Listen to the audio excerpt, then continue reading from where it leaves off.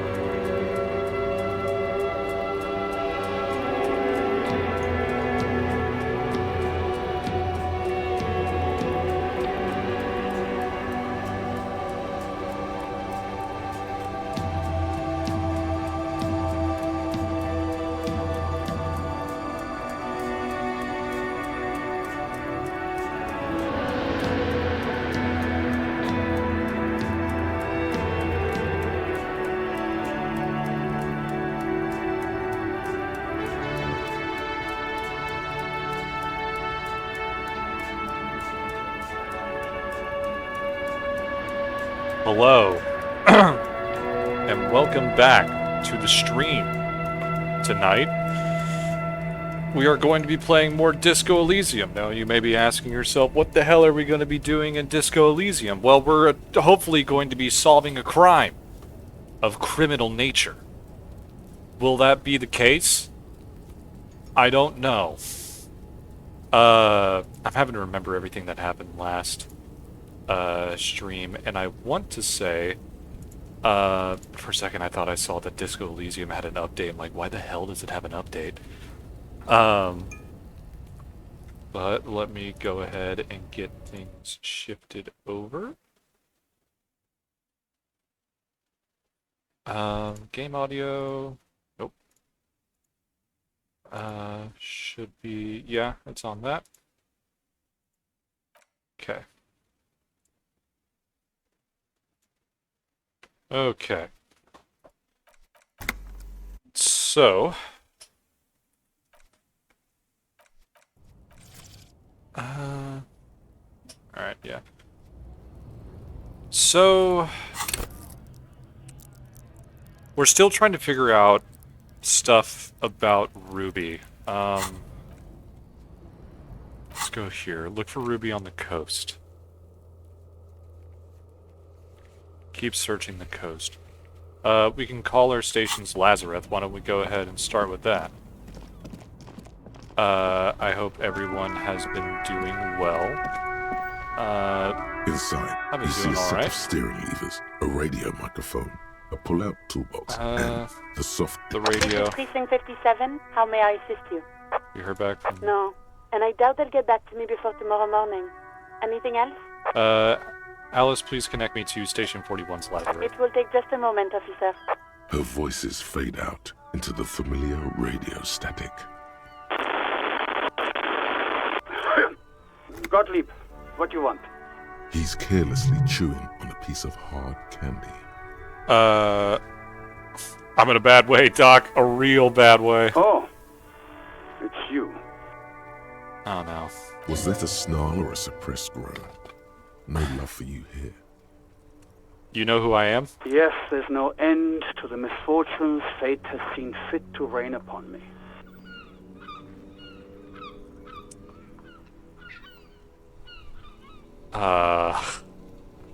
Well, it's a record speed of being apologetic. I'm sorry I've been such a bother to you. Oh, spare me the sad, drunken blubbering and get on with it. What's your complaint? I think I've had a heart attack. And you survived it. Congratulations. Are you mobile? Sort of, but by God does it burn in your chest. Yes. Even better. Anything else? I wouldn't worry about that. Officers your age have coronary trouble all the time. Also, death is a natural part of life. Excellent, Accepted. The body is an object, and objects break down. Do what good you can with yours, before the rest goes too. I've lost my memory, all of it. With all the damage you've been dealing yourself with drugs and alcohol, I'm not surprised. There is no surprise in his voice, only careless superiority. You're not surprised? Okay, anything else? What else? I'm not a brain doctor. Look on the bright side, you've got a whole new life now. Use it wisely. It's hard to say if he doesn't believe you, or doesn't care. Isn't there anything you can do for me? What? You want me to do blood work for you again? Tell you just how bad things really are across the board? You want another rundown of everything collapsing inside your body? Yes, I want the truth. You want the real, honest-to-God truth?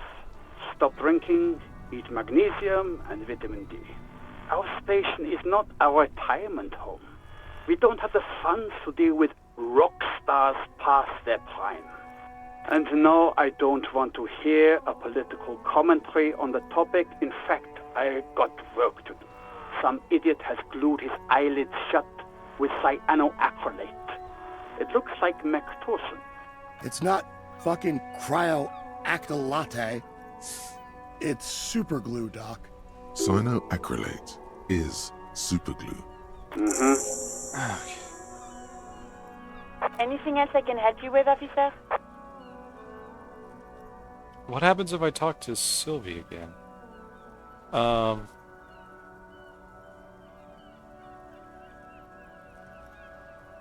What? Yeah.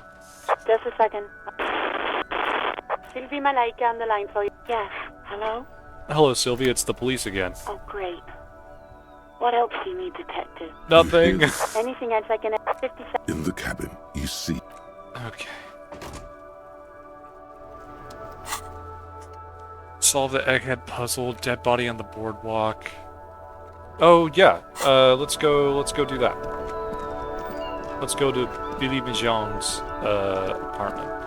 You know, I was thinking, like, why doesn't anybody fucking just tell me things about myself? But I mean, it speaks to the level of like how just in bad of a place Harry was.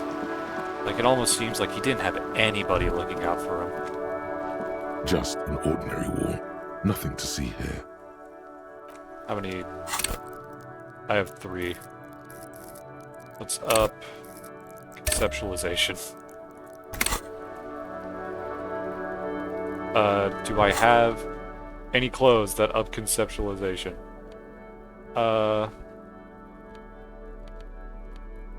Visual calculus, trauma, encyclopedia, rhetoric, logic.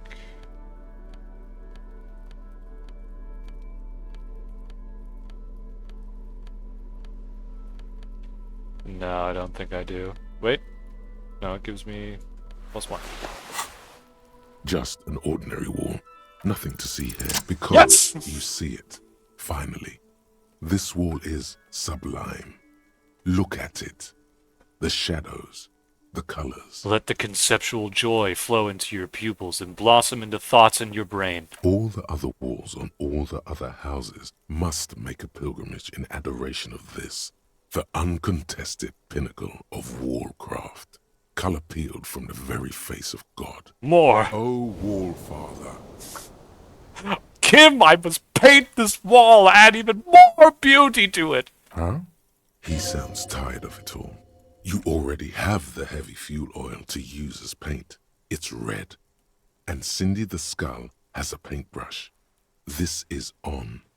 First, I know you're tired, Kim, but take another look at this wall. Draw nourishment from its beauty. Sure. I already have the paint. I need to get a paintbrush from Cindy the Skull. If you must. Excellent. That was a skill point well spent.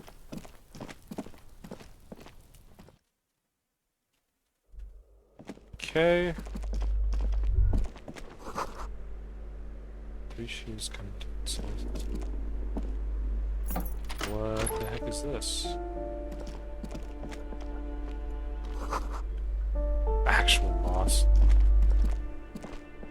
Oh.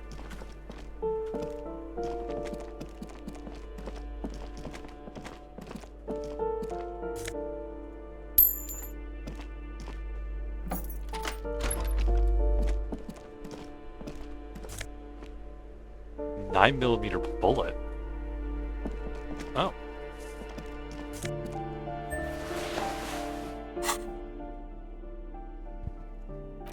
A classic white summer jacket loved both by the Cimmerizian Communist Party and the accompanying subtropical drug traffickers. It fits you well, regardless of your political ambitions.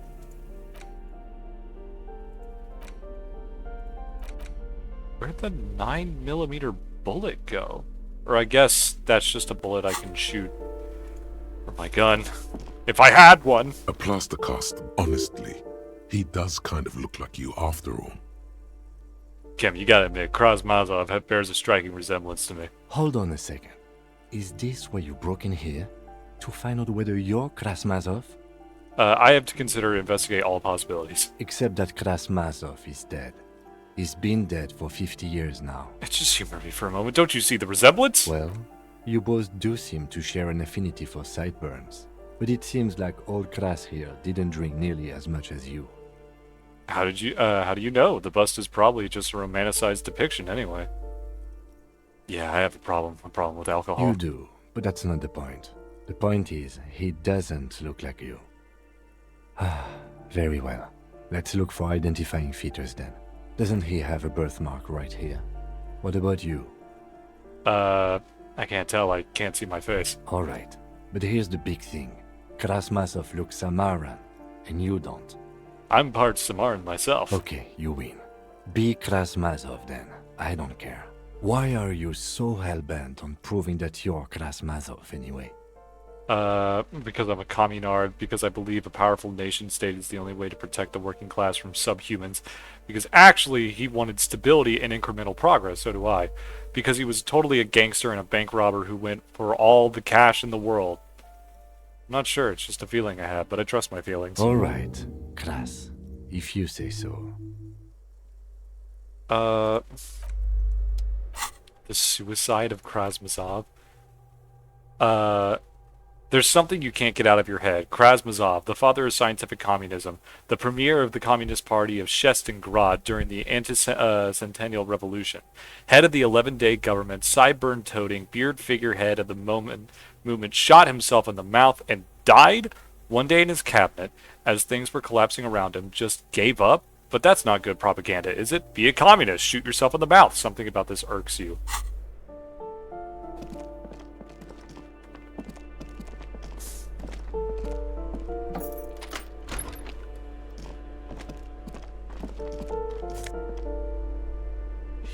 Hypnogamma.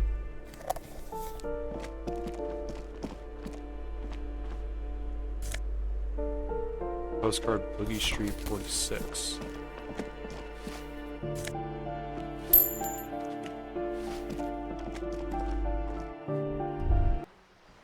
There it is again. There's a spectral scent haunting this pair, no doubt. And it smells like sea brine mostly. Because it's a pair. Years of turmoil, of hopes and dreams, ground beneath the inexorable tides of capital. What do you smell? The first thing that strikes you is the overwhelming brine. You imagine yourself underwater. God, A 100-legged so pretty. arthropod scuttling along the murky silt at the bottom of the sea. But then the unmistakable reek of seagull shit hits you, buoyed along on the air currents. An acrid melody atop moldering cords of wood rot and heavy fuel oil. Everything in order, detective? I'm working on developing my political consciousness. You're developing your... You know what? I just leave you to it. Carry on, detective. Thank The you, Kim. lieutenant lacks your highly developed politico-olfactory cortex. The smell is undeniable, and it's coming from that balcony up there. You mean from Cindy? Certainement. A precocious communist youth. A symbol of a kinder, more hopeful future. Now's your chance to establish contact with your revolutionary brothers and sisters. A chance to establish contact with the future. What a beautiful, terrible thought. Alright. What is the... Oh, right, that's the way up. Oh. Dang, there's a lot of things that I... Look, 16 days of coldest April.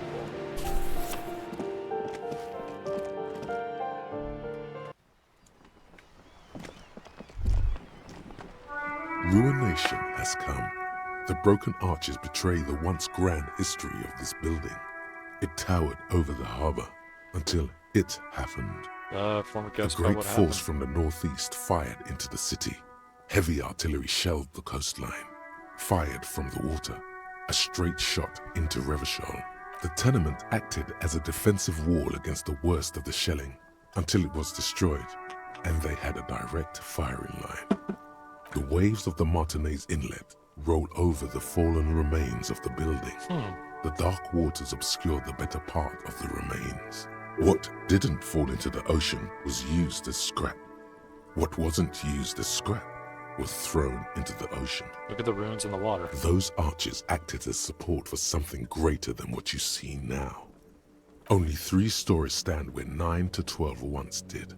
Restoration has failed. What the shelling took out was never rebuilt. Who did this? This damage? A fleet, the combined armies of Occident and Grad, with Mesk volunteers, a 5-nation army, hundreds of vessels. They massed airships further down in the Bay of Revachol, The artillery was so powerful. The ships not only required gyroscopic stabilization, they were anchored into the ocean floor as well. Many are still there to this day. If you squint, you can just barely see the shadow on the water, far in the northeast. Cannon still ready to placate Revachol. Coalition warship Archer can shoot 50 shells a minute on 20 co-aligned archers. They will reach the city in 58 seconds. Hey Cam, do you know who shelled our city? The coalition. But that was a long time ago. I think we should move on. It's chilly up here. He does not like talking politics of this kind. Oh, trash.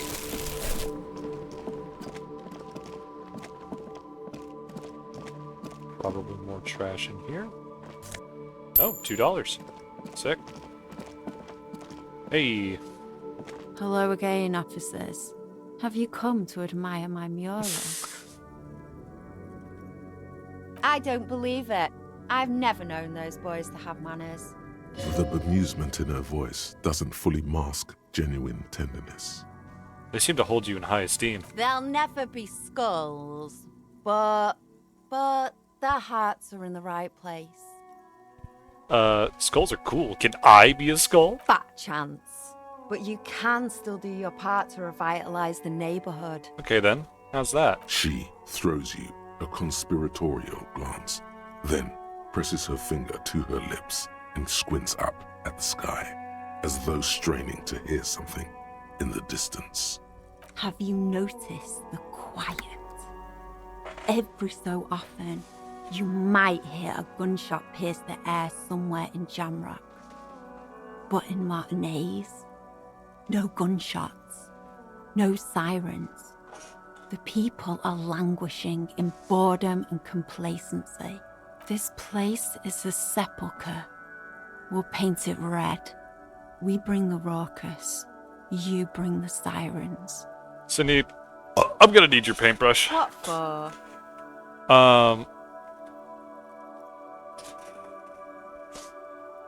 For art. It's for art, okay? Well, if it's for art. But what kind of art are we talking about?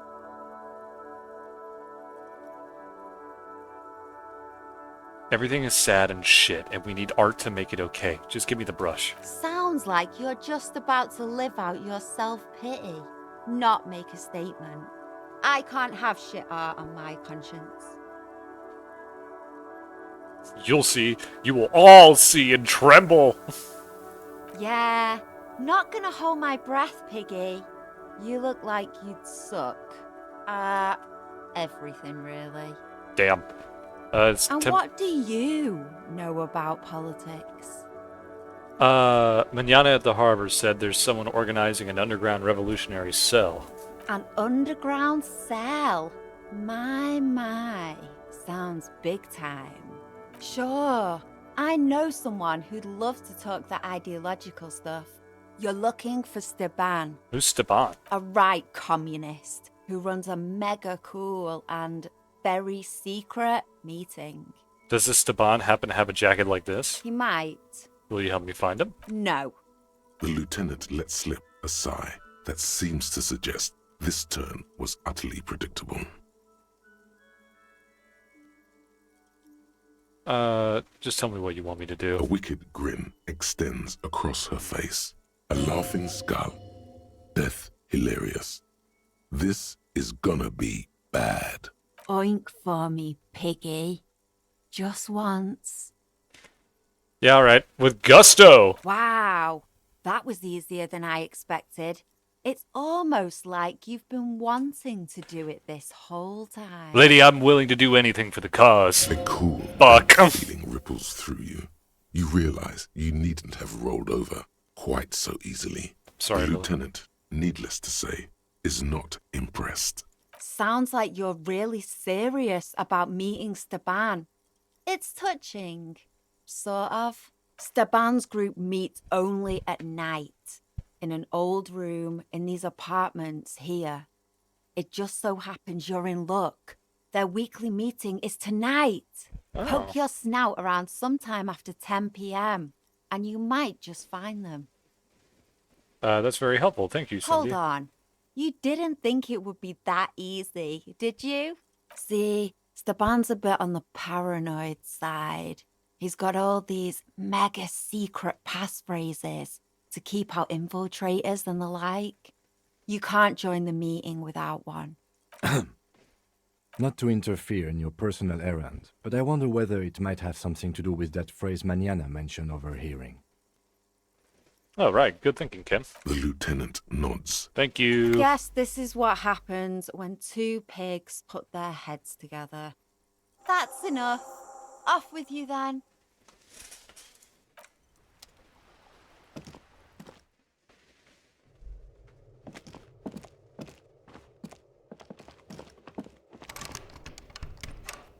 Am I supposed to, like, use the pry bar? Oh my god. Oh my god.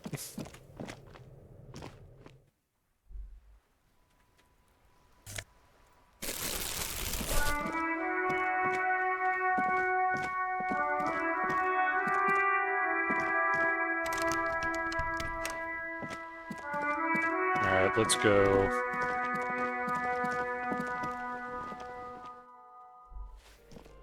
How do I get up to the second floor again?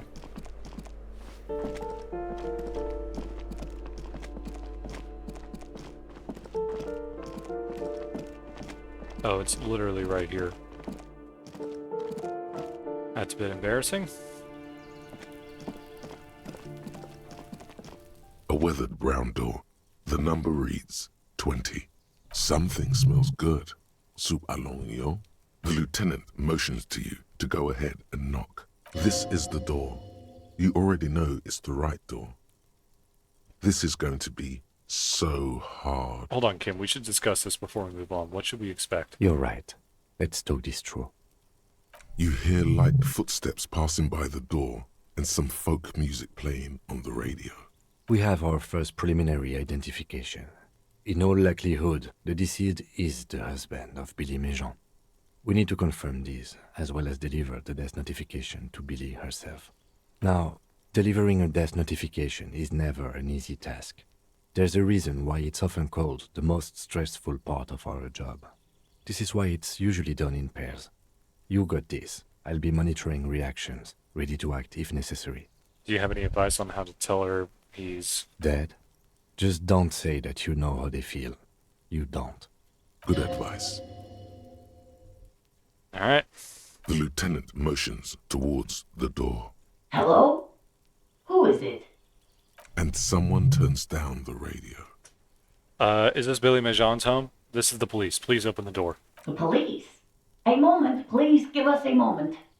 Us. Tidying up. Nervously. There's fear in her voice.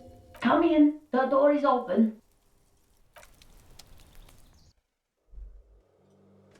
Hello. It's you from the bookstand. Did you come to bring my cockatoo back? I don't think I introduced myself properly. I'm Billy.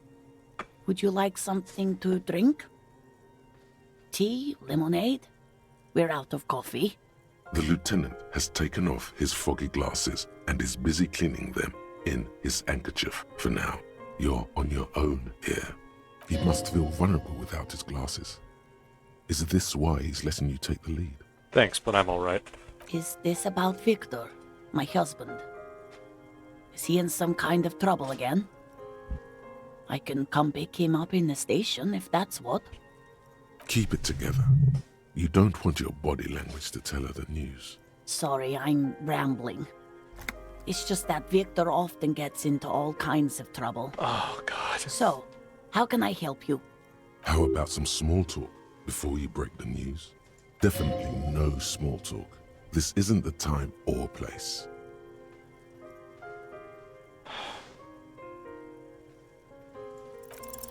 You've done this before. Just keep your focus. God, do I just say he's dead like that? Ma'am, I'm very sorry, but your husband, Victor Méjean, was found dead on the Martinez boardwalk. What did you say? Your husband, Victor Méjean, is dead. I feel very sorry for your loss, ma'am. Oh.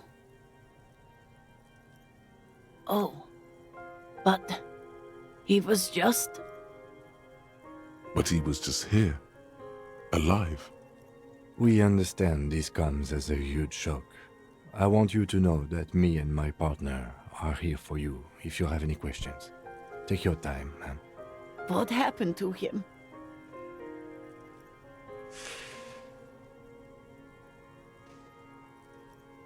It was an accident. He fell through a hole in the boardwalk and hit his head. Was he drunk?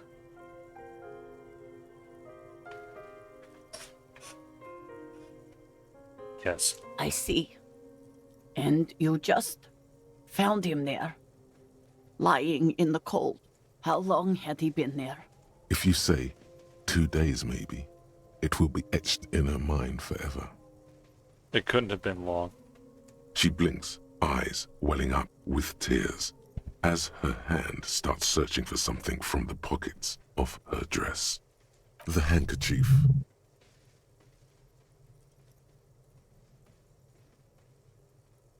Don't give her the lieutenant's handkerchief, it's too special. A small, terrified smile quivers on her face as she takes the handkerchief and wipes away the tears. She looks disoriented. Is there anyone we could call for you? A friend, a family member, someone who could be here for you? No. I just need to tell my girls. Unreal. God. Should I call them? Should I tell them to come home? No. A day. No, take a day to recover. You'll be better prepared when they come home tomorrow. Good. That's probably the right thing. Thank you. Just tell me, what do I need to do next? Where is he? Can I see him? We've taken him to the city morgue. The local coroner will be contacting you shortly to arrange the funeral. Here's his number in case you want to contact him earlier. A very good call. Is there anything else that the RCM could do for you? No, I'll call you if something comes up. I'm still... Thank you. Thank you for telling me. I'll call if... Again, I'm very sorry, ma'am. We should step outside and talk.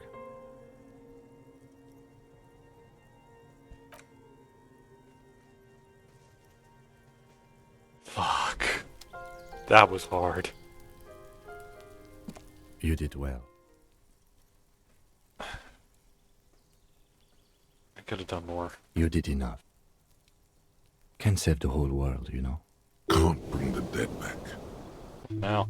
I'll call the station when we're finished with the day, and let them know the name of the deceased. What about Billy and her kids? They'll manage. They have to. It's not your place to live their lives. Thank you, Volition. That's it. We should get back to our case now that our duty here is done. Alright, this is closed then. Let's go. That sucked. That was rough. This door is made of metal and appears no one. Let's go. Nope, not that. Oh?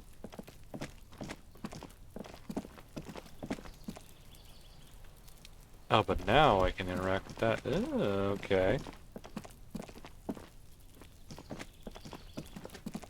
What can I find in here? More money. Excellent. Okay, I know that there's some little holes over by the mural.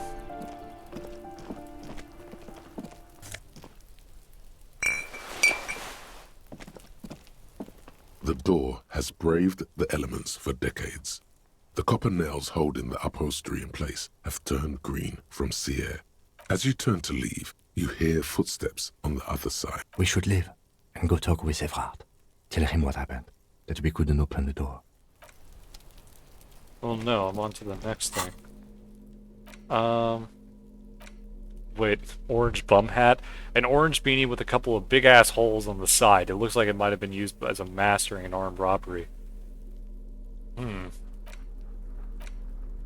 This crumpled-up postcard depicts an open-air market in Boogie Street 5 years ago. A vendor smiles as dead roosters line his stalls. Hung by their feet from the canopy, red blood flows onto the muddy street, blurry shadow of people's pass.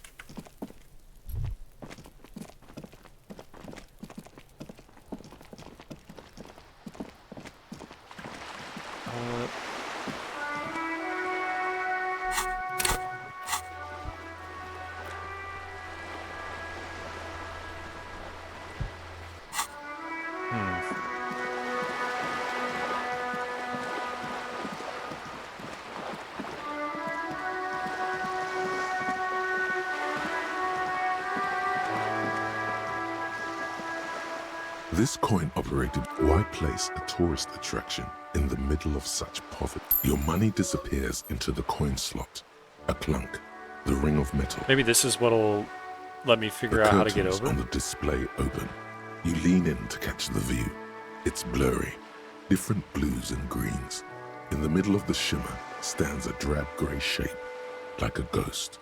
The lenses shift. The ghost sharpens into an islet in the bay. In the ruins, a man-made structure is visible, a half-sunken sea fort, its concrete almost reconquered by nature. It looks as if it was abandoned quite some time ago. Nothing but a rotten tooth remains of the anti-aircraft tower.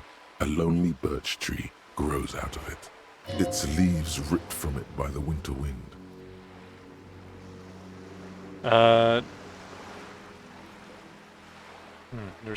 There are ruins of some kind, building there. Really?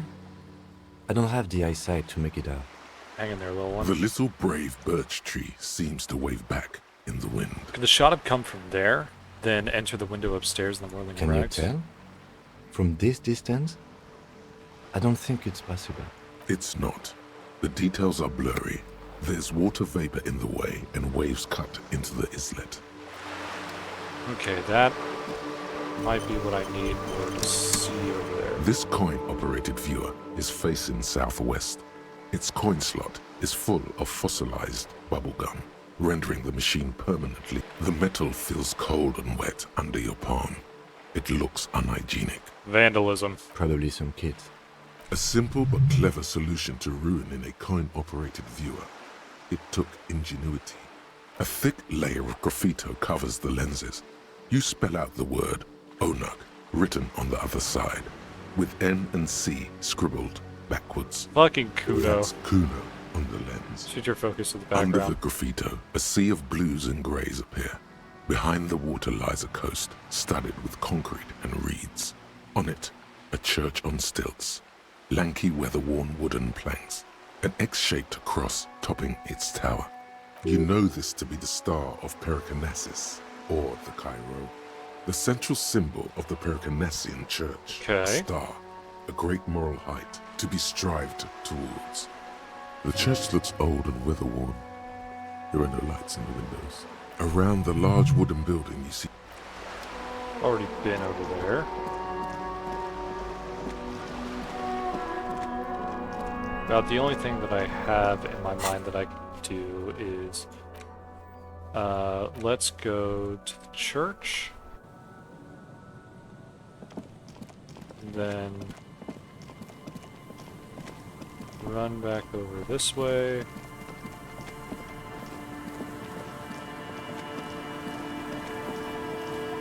Up this way.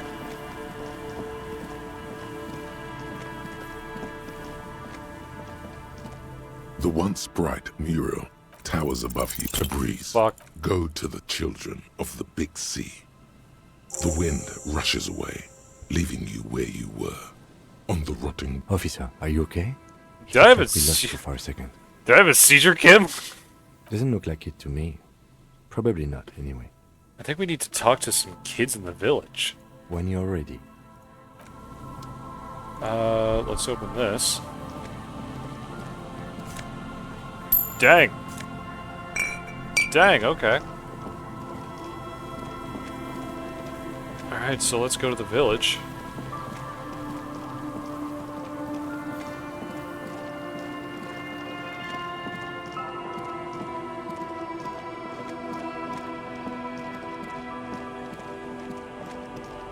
Nope.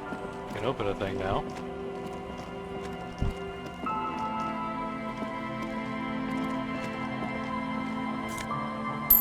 Nice. Hey there, kid. The scruffy-haired little boy kicks a stone while the other watches him do it. Kids, has anything strange happened lately? We had bad words and said, I got in trouble. Bad words. Bad words. Okay, what happened? We just heard funny voices. We thought the voices were funny. We said what they said, and then we got in trouble. Where did you hear them? Did you ever hear someone say them? Was it on the radio? Radio? What's that? We just heard them in our head. Could it be? Do their minds work in the same way? What do you mean you heard them in your head? You know, I heard people talking, except just in my head. Okay, what did you hear? It was like, it is time at last. My nasty speed freaks. Our brother man is about to grow up. A memory stirs. You've heard this quickfire patter before. That might be me. DJ Flatios, Big Boy Daniel single is here. Buckle up, cause this is the fastest track that you're ever gonna hear. Turn up the volume. Blow those speakers out. Now here's... No! Don't say bad words, stupid. A word when you're done. The boy draws a jagged rock across the ground. It leaves a white scratch. Kids, have you seen any bad people around? What bad people? I don't think questioning 4-year-olds without their parents present is gonna crack the case.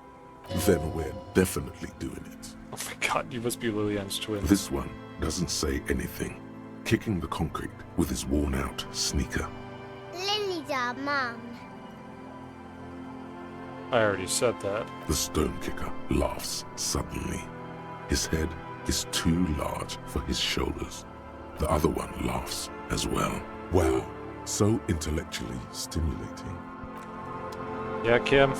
Detective, about what the twins had to say. So, those voices they heard. Yes, of course, earlier, when you turned the radio on in his Kanema. Don't.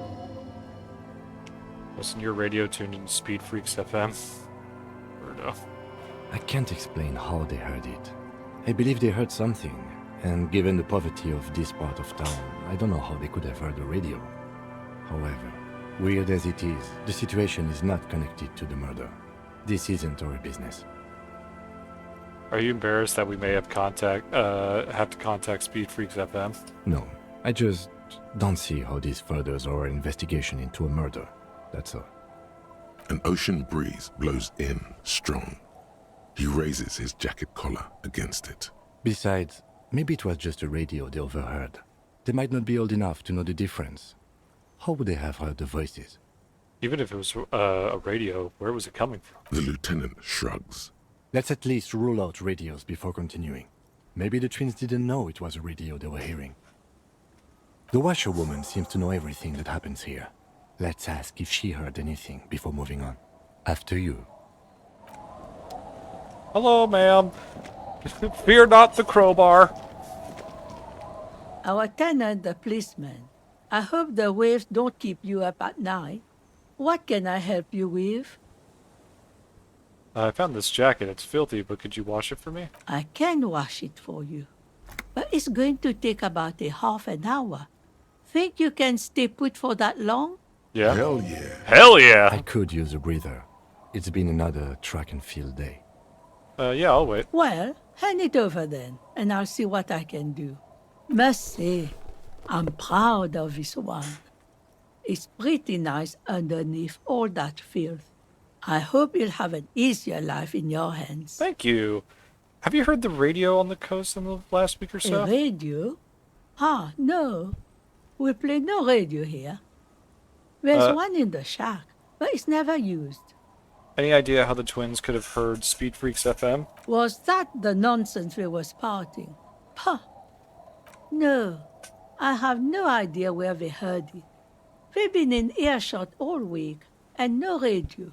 Are you sure you didn't hear any radio playing? These ears know every sound that belongs to this coast. I would know if I heard anything different.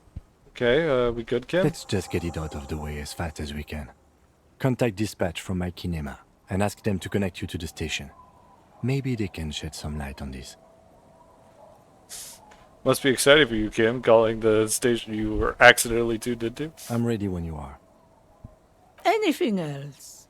I'm off. What's up, Saturn? What do we have? Whoa!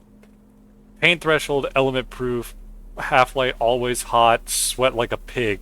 This windbreaker is like a protective cocoon, placing in the wearer's torso in a pocket universe where wind, water, dirt, and fire cannot harm them.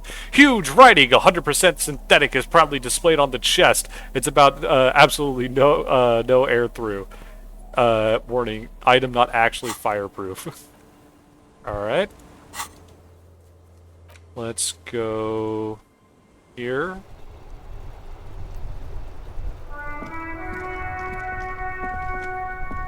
Inside, you see a set of steering levers, a radio microphone. This is Precinct 57. How may I assist you? Alice, I need you to connect me to the Speed Freaks FM. Come again, officer? I said Speed Freaks FM, a radio station. It's for the case.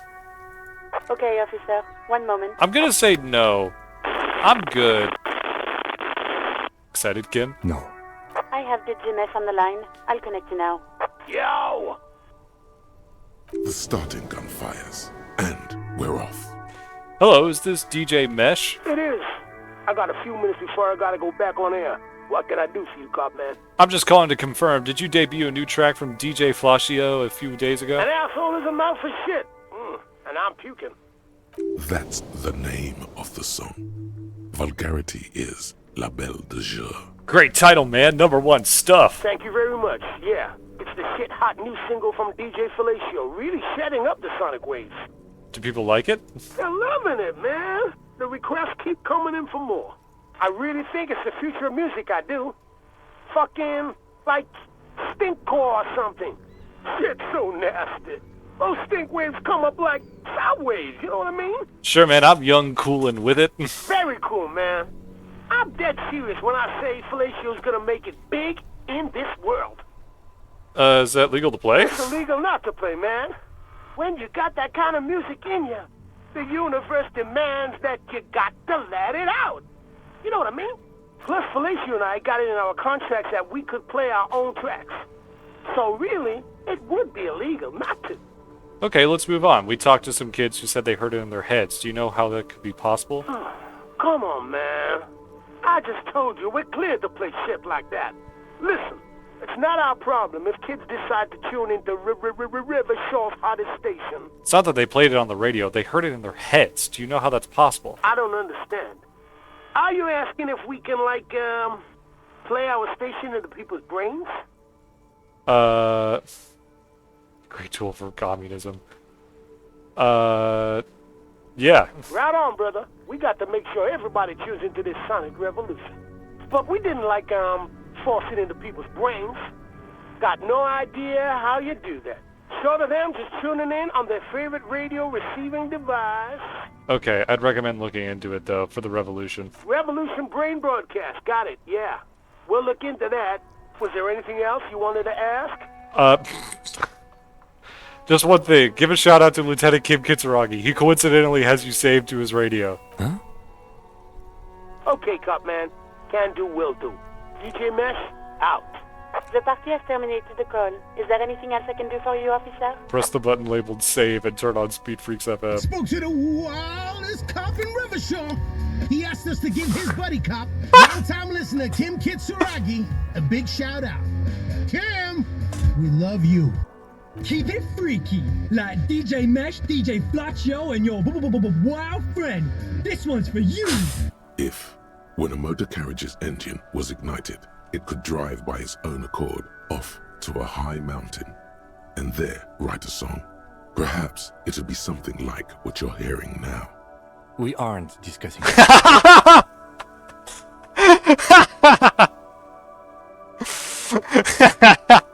What a reserve of willpower. It's taken all he's got to not smile. This is Precinct 57.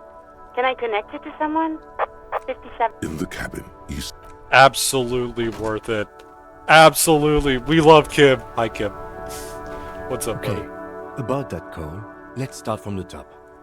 There's no doubt that the twins heard Speed Freaks FM. I still don't know how without a radio, but they did. Spooky shit, but what does it mean? I don't know what it means.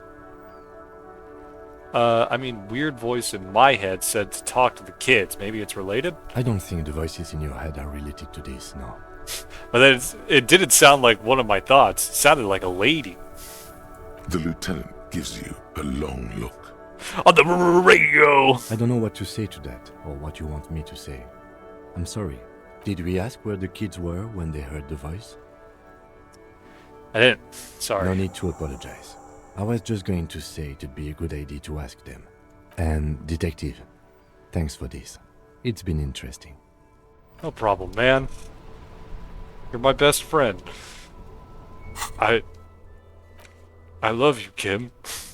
What? Nothing. Nothing. Hey! The scruffy-haired little Real quick, boy boys, where kicks were the you when you stone. heard the voices? There. We were there. Huh. Thanks, kids. Full circle. Back to Feld, then. When you're ready. The boy turns the rock. Alright, let's go. Time to bash something in with a crowbar.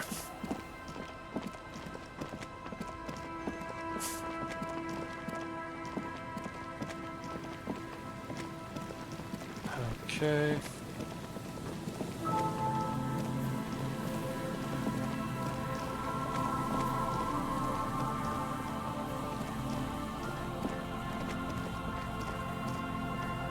The once bright mural towers above you, fuck. saying, Feld 11. Okay, hold on. I need to Encyclopedia Max. You'd think at this point I would know which ones are which. Encyclopedia is already +1.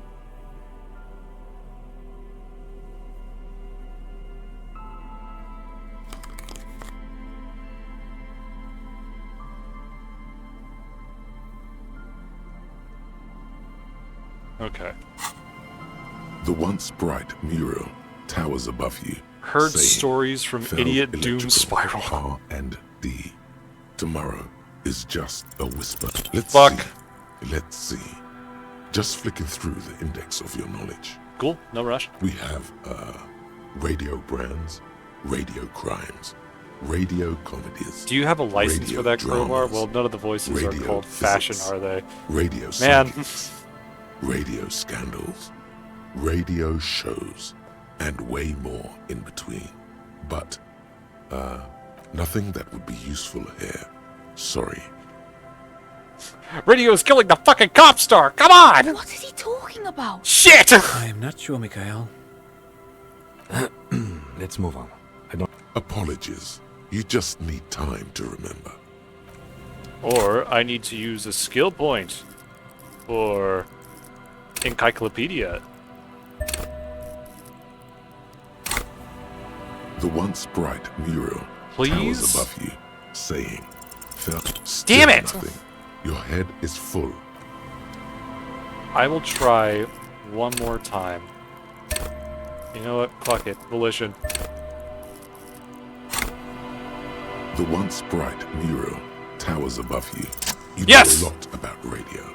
Enough to know you have no idea how or why those boys heard Speed Freaks FM. Oh, god in damn it. their heads. And there we go. Knowledge like that isn't just obscure, it's unknowable. Dangerous theoretical facts like that are probably protected under the coalition government's Articles of Dominion, Title 14, Article 7C. While an expert might be able to suss it out on their own, a layman like you has no hope. You don't know how it happened, but the stores of your knowledge are vast, and there is something crucial in them. Defeated all the robots. Get to an upgrade station. You know where Ruby isn't. She isn't in the fishing village. She's not with her bullet under the floorboards in the shack. So where could she be? The alcoholics never mentioned seeing Ruby either. Idiot Doom Spiral gave an exhaustive account of recent events, but never mentioned seeing Ruby. You've even entered the church, met Tiago and Sorna. Some criminals seek sanctuary from sacred buildings, though the sanctuary laws were abolished decades ago. Does that mean Ruby wasn't such a one. Does that mean she's here? If she's here on the coast, she'll be here. And besides, something weird happened to the twins around here. It'd be nice to know what caused that. Another fact for your collection. Where does it go? What the fuck was that? Where does it go? In through the collapsed roof, flowing down a concrete staircase to the basement, sweeping away footprints in the dust on the stairs, and then the beach below the boardwalk. Its winding tunnels, a whisper away. Okay, what is happening? She's down there. What the fuck? I think she's down there, below this building. Okay. Why? The wind told me. We've looked everywhere else. Ever since I woke up, maybe before, I've been getting these strange cold spells. Good, good. Yes. Cold spells. So basically your hangover is telling you she's down there? Yes, I could literally talk to my hangover. That's how bad this has gotten. Call it a gut feeling. So, how do we get in there?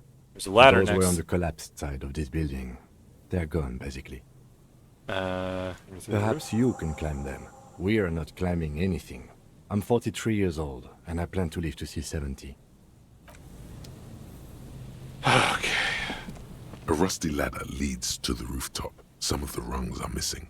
Yeah, that doesn't look good at all. Assess the situation. The distances between the remaining rungs are rather wide.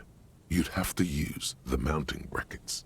However, they seem corroded and the peeling rust is razor sharp. In addition, the first rung is going to be tough to reach. It's what, 3 meters above the ground? And you're 180? 180 seems about right. Not to mention that the roof is collapsing and the wind gets pretty brutal up there. Dismounting from the ladder is going to be hard. Perhaps if you were to not climb the ladder.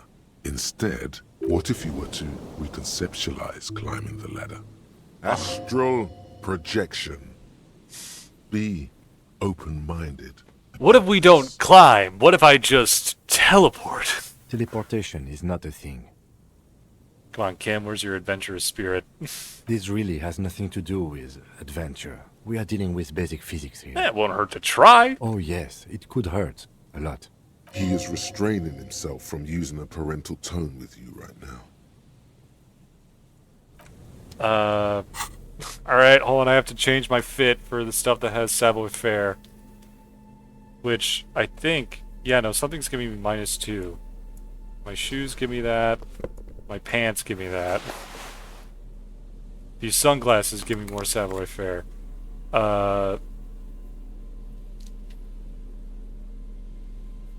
Shoes give minus...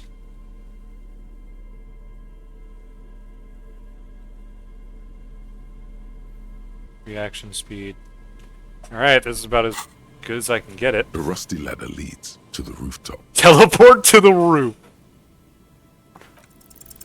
Holy shit! All you need to do is close your eyes and concentrate. Darkness enfolds you. You can feel the distance between the bench and the first rung of the ladder. All you need to is... I love the image of this. Hold on, do it. Zoot, zap, pow, crinkle. It's like magic. You feel yourself disappear, your atoms fading out of existence. Oh my god, I can't believe it. Bam! You find yourself on the roof. What the fuck? You mastered the art of physical displacement. The image of this is perfect. I'm standing there looking at the ladder.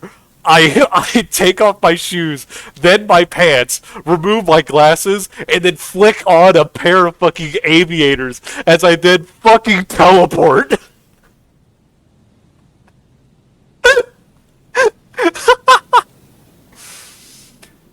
I did it, Kim! I teleported! I just saw you climb the ladder. You just climbed it like a regular person. The wind at the top of the building starts howling loudly, blowing away the lieutenant's voice. Faintly you hear. Never mind. Find a way to let me in when you get inside. Don't go adventuring without backup, especially if we think the suspect may be hiding here.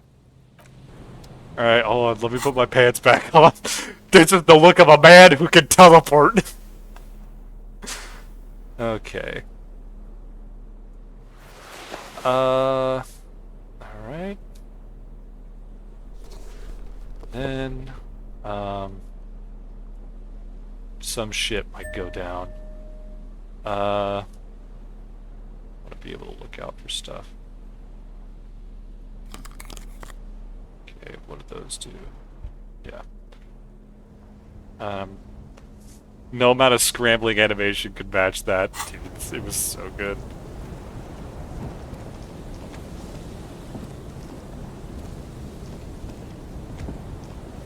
Central support beam has been destroyed by artillery fire. Stones fall. It's a long way down.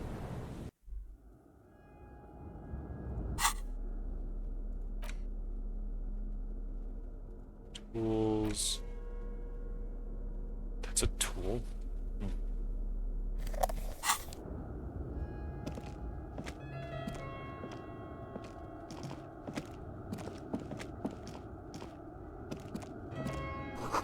Glass is covered with grime and dust. You can barely see out.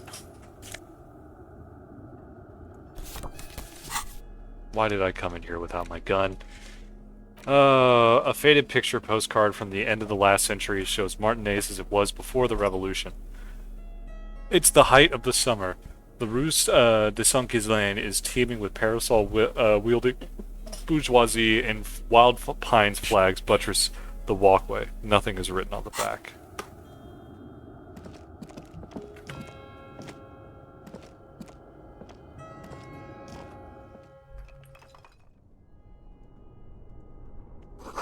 Collapse nearly sealed the basement. One can barely squeeze by.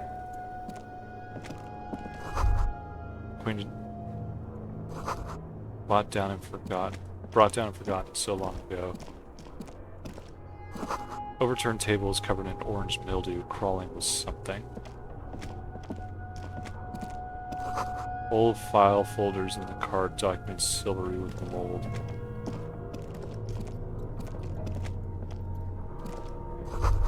Series of thick, dusty panes of glass. This isn't just glass. These are old computation components. These are computer components? Yes, filament memories. From the time when wires were cast in glass, slides with an inlaid nervous system. How'd they do that? Why? The how was a closely guarded secret. Something that was locked in safes in human heads across the river where they were manufactured. As to why, your fingers don't know. The why is easy, because they hadn't come up with modern silicon-based systems yet. For vitreous cast filament memories, though, these seem incredibly advanced.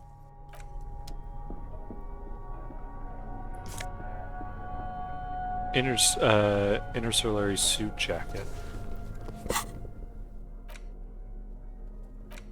A muted brown suit jacket, perfect for the day at the office or an evening at the cafe. The red rose at the bottom of the left breast pocket is slowly wilting.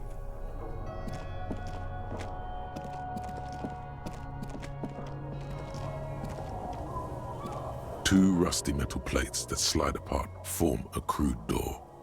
It's been here under the boardwalk for a while. What do you mean who's there? It's me, Kim. Stop playing around and help me get the door open. Push the doors open.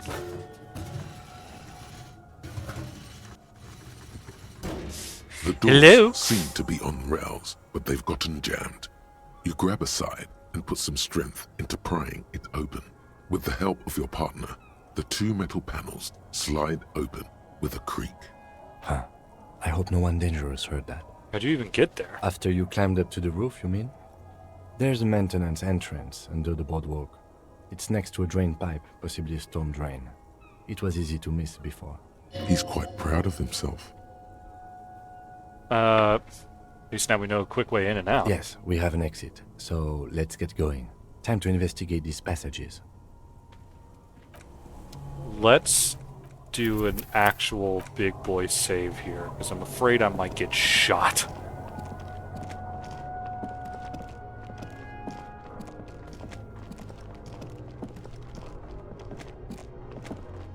What the hell is this?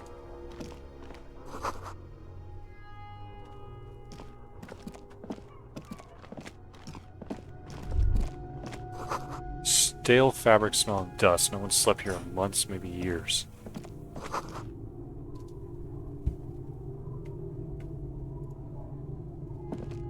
Is that Krasmazov? Revolutionary's hat. Revolutionary propaganda on the bunk bed, ancient flyers and brochures. Same slit window you saw from the outside. Could this have been the killer's hideout? And this narrow window, the point of origin of the shot that killed the mercenary? Outside the window, desolation. Snow falls softly onto the coastal sand, where it melts almost instantly. On rooftops, it lingers. Could the killer have used this as a hideout? It's a great place to hide, certainly. But there hasn't been anyone here in ages. You can't see the whirling in rags. The shot didn't come from here. Indeed. No one could get a clear view. Well, at least we've been thorough. I like thorough. The lieutenant's voice betrays a slight disappointment, which he glosses over by reasserting control. A mustachioed and mutton-chopped man, amateurishly depicted, gazes at you with sad eyes. Look, Kim! It's like shining in his eyes. There is a spiderweb in the lower left corner of the portrait. Brush the dust off the portrait. Years' worth of dust is shaken off. The full head of hair, matched by an ample moustache and sideburns, look a bit silly. Look, Kim, it's Comrade Mazov. Yes, I can see that. Looks like some communists were hiding out here. They left a long time ago. The lieutenant does not seem to share your enthusiasm. Long time ago. How long? Half a century. This was probably part of the network of defense posts the communards built against the amphibious landing. I think the purpose of this bunker was to produce propaganda. It would have had radio equipment back then, but that's all been looted.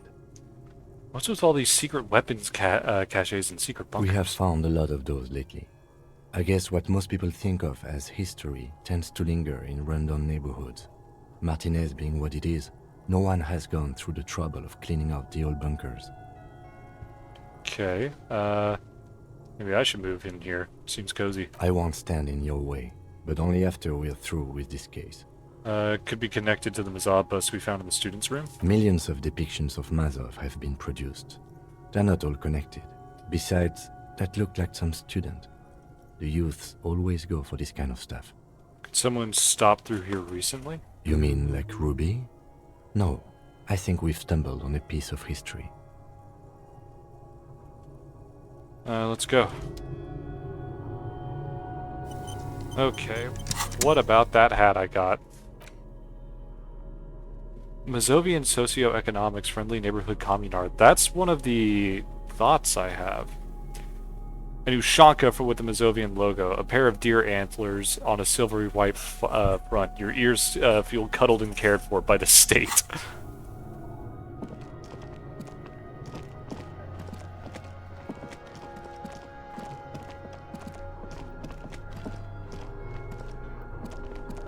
Oh shit. Boot prints in the sand. One of the soles appears more worn than the other. Oh shit. There's something in the air, an unnatural buzzing. Tunnel collapsed. You'll have to find another way around.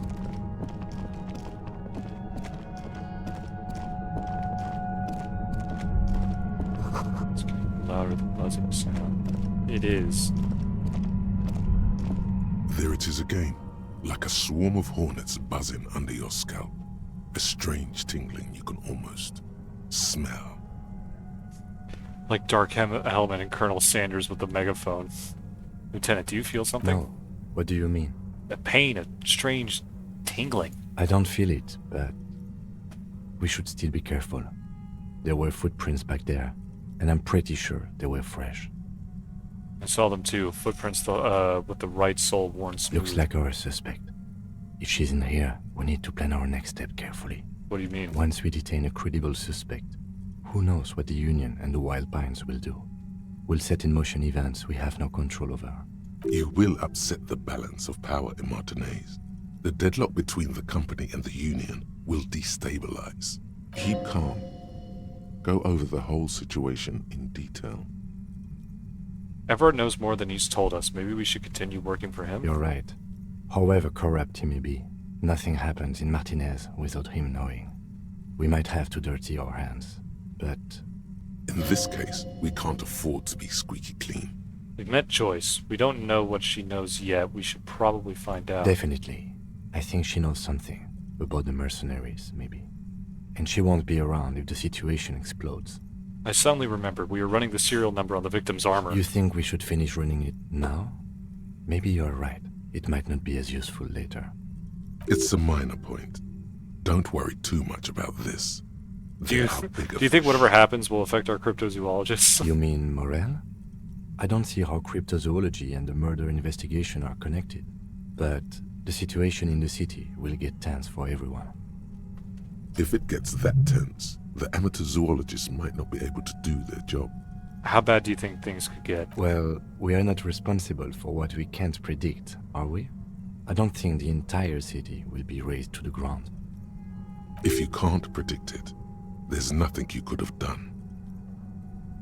What do you think is waiting for us there? I think I see a cavern. Maybe more cellars? I think we've been careful enough. We still have the element of surprise. Or maybe not. Either way, once we go deeper, there will be no turning back. Okay. Okay, so that is the game very subtly telling me that is the point of no return. Alright. Dang.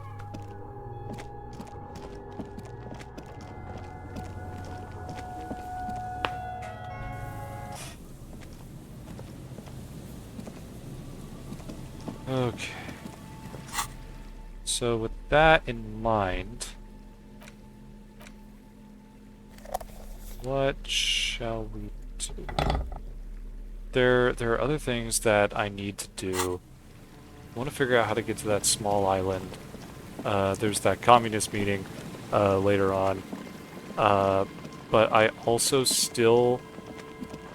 I don't know, they're just things that I want to do. Not quite ready to be done with this game yet.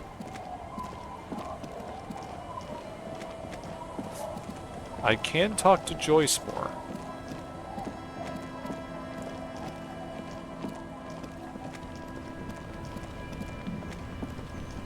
Hey, Joyce. You're back. Good.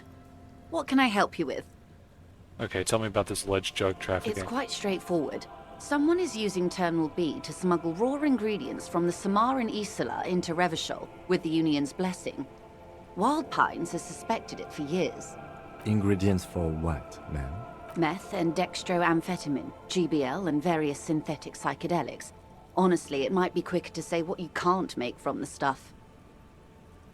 Let me get this straight. The materials come from Samar to Revachol through the terminal? Yes. After they clear the terminal, we lose track. The actual production is taking place at various sites in and around Jamrock Quarter, north of here. Wild Pine seems to be well apprised of the local drug trade, ma'am. Do you mean to say the Union also produces the product? Sells drugs, I mean? We're in logistics. It's our business to know. And no. As far as the company knows, the Union does not produce it. They transport the ingredients for a cut. And you want us to investigate? Yes, but you won't get anything out of Everard and the Dock Workers Union.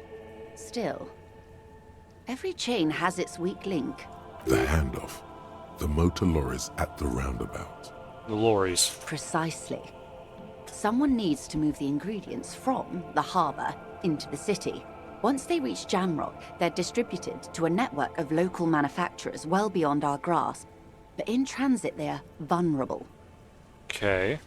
Didn't Titus mention that Ruby ran a complex operation out of her lorry?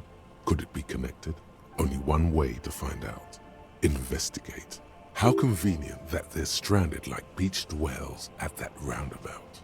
Perhaps you've noticed that a number of lorries are tangled in a traffic jam at the roundabout just now. Yeah. Interview the drivers who are still hanging about. One of them might be waiting for a crucial shipment. Her irises are light green, like the river Esperance in bright daylight, upstream where it's clearer. I'll be explicit. If you find this driver, I will share company secrets with you. Oh, dang. Uncovering Union secrets could also give you an upper hand when dealing with them. Absolutely. You'll be indebted to her, in a way, but one step ahead of the Union in another. Perception drops by to flow a heater across my ears. No, absolutely. That was a good one. I heard something about a complex operation earlier. This adds up. I'm glad to hear, officer. I'm sure you'll find out just what that means soon enough. Why didn't you come to the RCM earlier? We did. On more than one occasion. Apparently, there's some sort of inter-precinct disagreement about whose jurisdiction this area falls under. We know the company has launched its own probe into the Union's alleged involvement. We also know it's come up empty. It's not just the RCM. No one's been able to find any hard evidence. Well, here's your chance, officers. It's no coincidence the lorries are stranded like that, is it? No. We asked East Motor Track to raise the drawbridge. The road company is a partner of one of our subsidiaries. However, this is a limited time opportunity. Once the complaint has been processed by the Trade Committee, they'll have no choice but to lower the drawbridge, and the operation will continue. Thousands of liters of raw ingredients will pour onto the streets of Revachol. Not the east across the river, but the west. The vulnerable, the weary. Well, at least this solves one mystery. What is that, Lieutenant? Oh, get him, Kim. Why I had to call East Motor Track and beg them to open a drawbridge for me. I'd wandered since I first drove in, on my motor carriage. I am sorry for the inconvenience, Lieutenant Kisaragi, but we need them trapped here. This is a unique opportunity. I'm sure you understand. What proof do you have the Union is involved? How do you think they're financing this strike? There are thousands of unpaid dock workers going strong for the 4th month straight. There was a shakedown of local businesses preceding the strike. Many were squeezed to bankruptcy to fund it. Dang. With all due respect to these desert cacti, the contents of a few cash registers cannot provide for 2,000 men. The local businesses can scarcely provide for themselves. Do you think the strike is being funded with the source ingredients for drugs? Precisely. Smuggled out of that very gate at night, most likely, then loaded onto lorries and driven to Jamrock. You simply need to find one driver who will open up to you. It sounds like she tried looking into it herself, though she's clearly not the type your typical lorryman would confide in. We already have some suspicions that one of the drivers was present at the lynching. The two might even be connected. Or not. Though, if you have evidence to the contrary, I'm eager to hear it. As eager as I am to share it, Lieutenant, once the job is done. Okay, Yes? We'll take the case, probe the driver, see what it yields. Excellent. According to my reports, there are at least 3 lorry drivers lingering near the roundabout. Hopefully one of them will know something.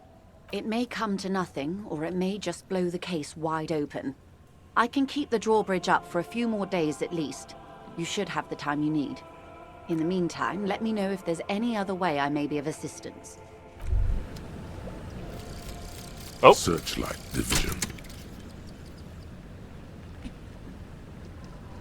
You've sharpened your senses by being on the lookout for missing persons.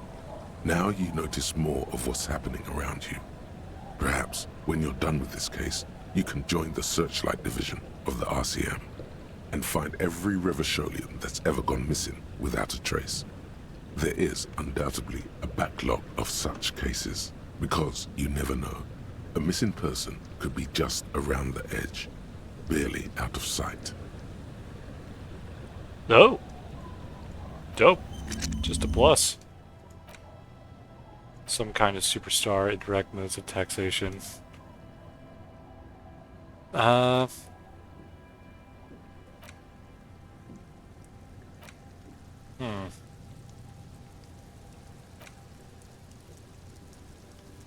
Alright.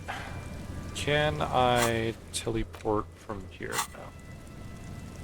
No. Alright. There's... Waves are beginning to die down. Look at those little bastards. Simmer down. Alright. Kim's presence makes it awkward. That's so good. Alright,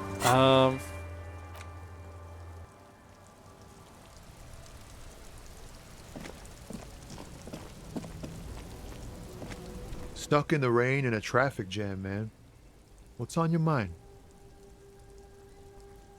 Yeah, fuck it. Stuck in You the seem like a rain in man who traffic knows about jam. drugs. Ah, man. Me and narcotics go way back. Had some good times surfing the psychic waves of my own consciousness, you know? But those days are behind me. There are other addictions in my life now. Why the inquiry, my man? Just be straight with him. Do you finance those other addictions with drug trafficking? Let me be straight with you. I'm trying to figure out who's smuggling drugs out of Terminal B. We have a credible lead, sir. Someone on this roundabout is waiting for a bulk shipment from the harbor to load it on their lorry and drive it to Jamrock. Not me, man. No way. I don't need any trouble. Shit's bad enough anyway. This jam's got folks up in arms, and I'm afraid it's headed toward a conflagration. Who do you think would be conducting the drug trade then? Look, man, I try to stay away from the criminal underbelly of Revachol. I'm a guest here. You really need to find another man to probe with those questions. We wouldn't say he's lying, sire. Alright.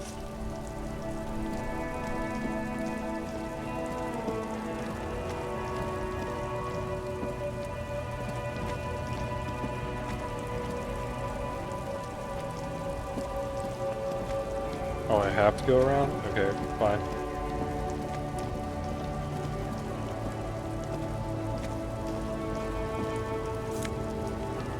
White tank top?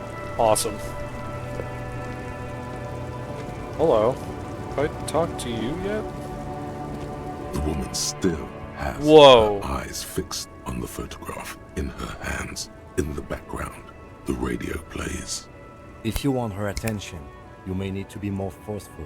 Snap my fingers twice. Where am I? Who are you? The smile on her face has disappeared, replaced by the wary aspect of a cornered beast. Are you alright, ma'am? You were out. Never mind. I remember now. I'm still stuck in that traffic jam in the 50s. Wait, what's so bad about the 50s? The men have small jaws and everything is made out of plastic. Why do you need plastic when you can make the world out of amber? Where else would you be then? Back in Methka, during the time of the revolution.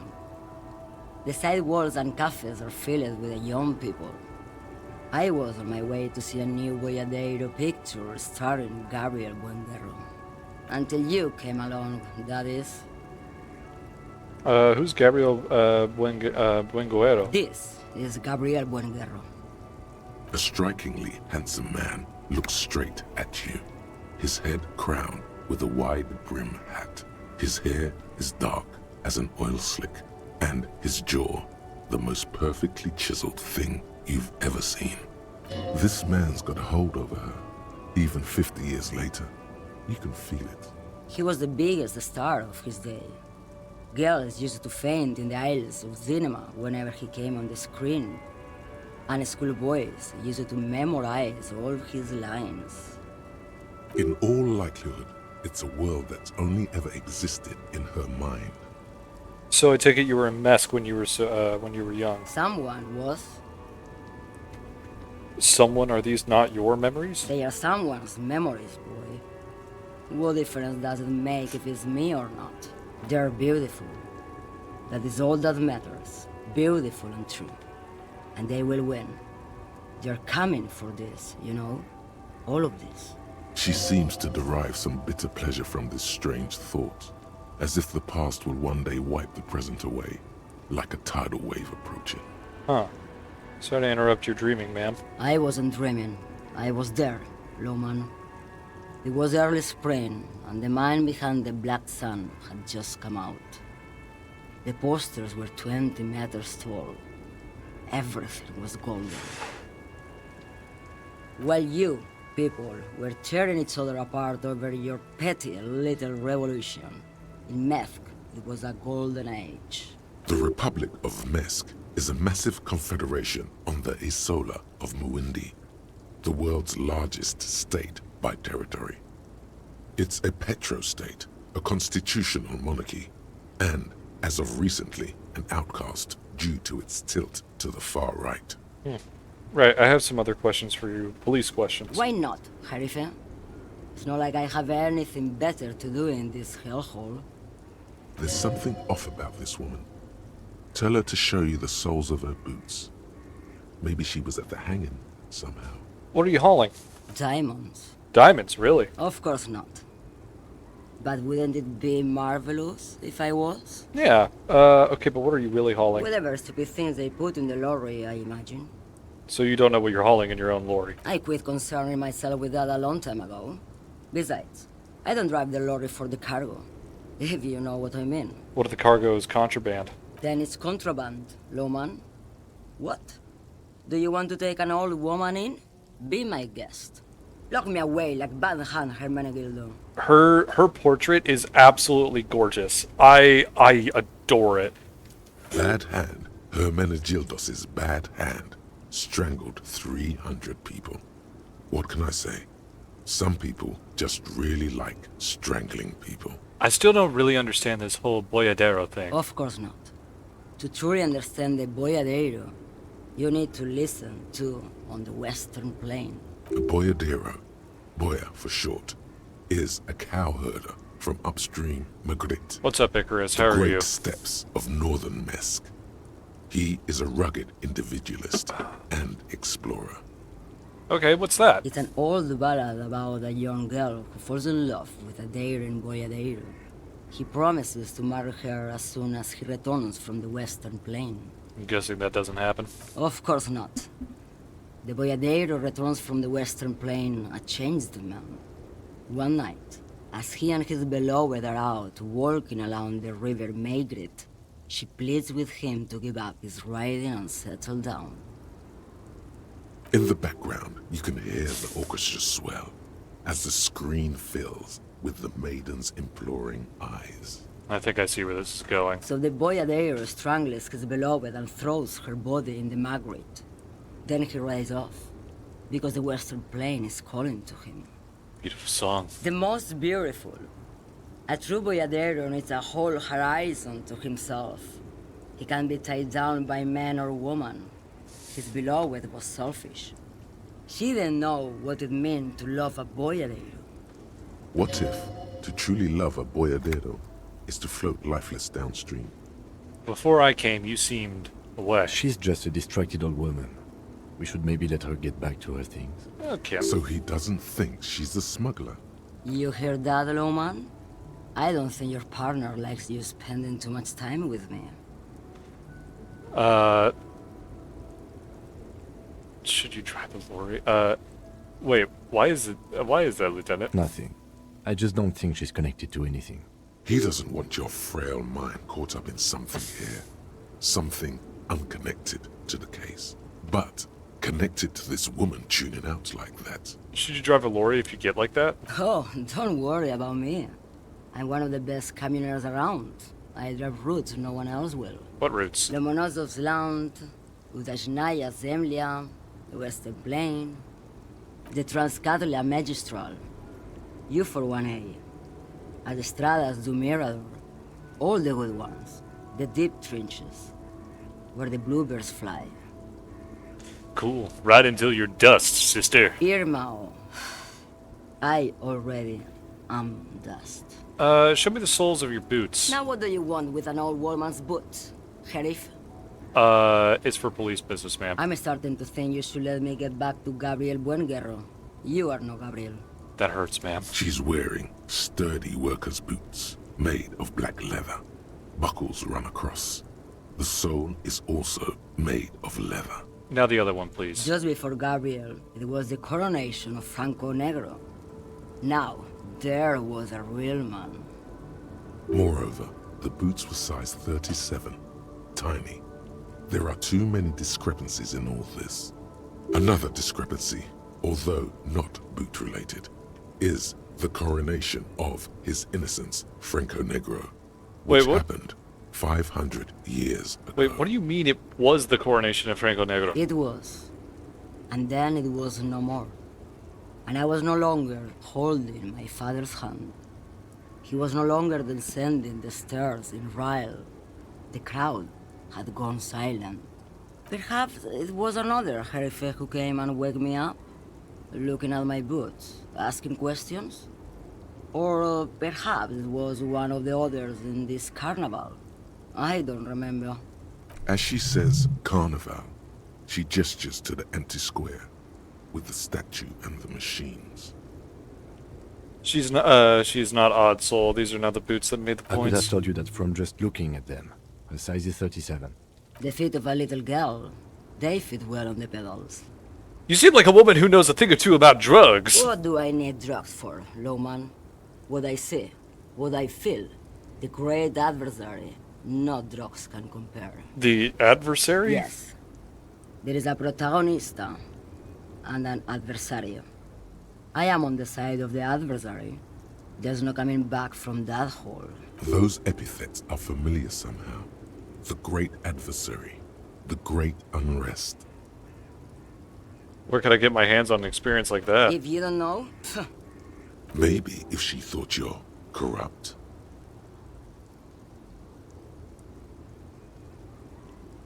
Everard sent me. who the fuck is Irad? The union boss? Ah, and what do I care about the union boss? He's no Gabriel. He's no Franco Negro. He's not even Hermenegildo the Hound. I want to hear her say that 5 times. That flowed like butter. Oh my god. Okay, let me put it this another way. Are you smuggling drugs through Terminal B? Maybe. Probably not. Makes no difference to me either way. You said earlier you don't know what cargo you're hauling. Could it be drugs? Just this month, I made half a dozen trips from Saramiris to Grat on the U41A. What do you think they take from Saramiris to Grat, Lowman? Drugs? No, Lowman. Diamonds. I didn't ask about the diamonds, did I? I don't care about that. Diamonds are good for you, Lowman. You should try them sometime. Make yourself pretty like Eva de Zoras. If you had to guess, what do you think is smuggling? Who do you think is smuggling drugs around here? Easy. He's the skinny man who thinks he's a poet. Never trust a poet. Also, he's the only one I can see from here. That's correct. There is no visibility of any of the others. Okay, if you're not involved with the drug trafficking, then why are you still waiting Where here? do you want me to go? This isn't so bad. I can listen to music, or the seagulls. Look at all the colors and the features of this world. It's a good palate cleanser, this jamboree. Or I can just relax and let my mind carry me back where it will, to the Great Plains. I think we're done here, no? Yes, go. Enough. Damn!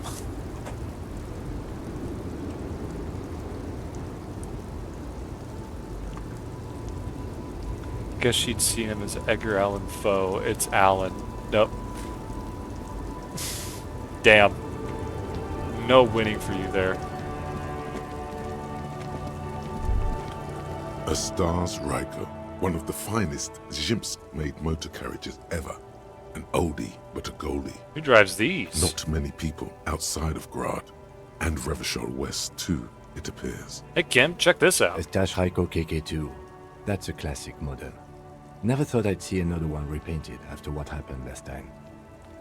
Hold on, maybe I can impress him. Do I know what happened last time? No, only that the motor carriage is typically baby blue.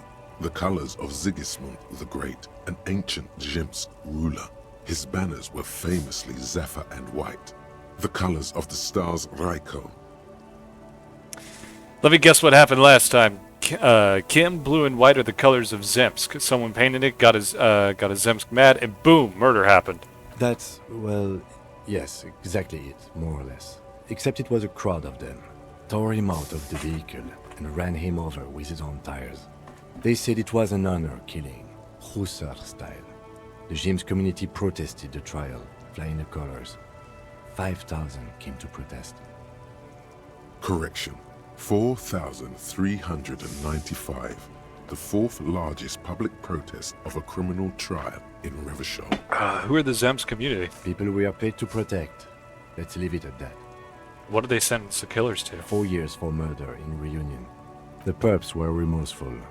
Their sorry knocked 8 years off the sentence. That's the system. The prisons in the greater Revachol Industrial Harbor are already full. Prisoners are expensive to maintain. The longer the sentence, the larger the cost. That's dire, Kim. Kim, could our hangman have been the driver of this Could car? it be another Stajrajko murder? Honestly, that just doesn't seem like the type of vehicle our dead guy would drive.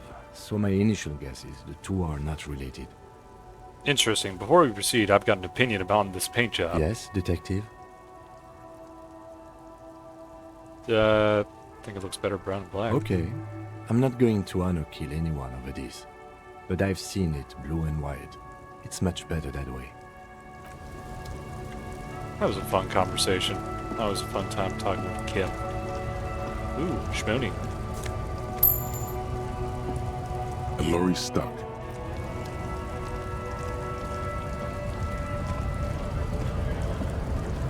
Talk to this guy again? Nice aggression with the native.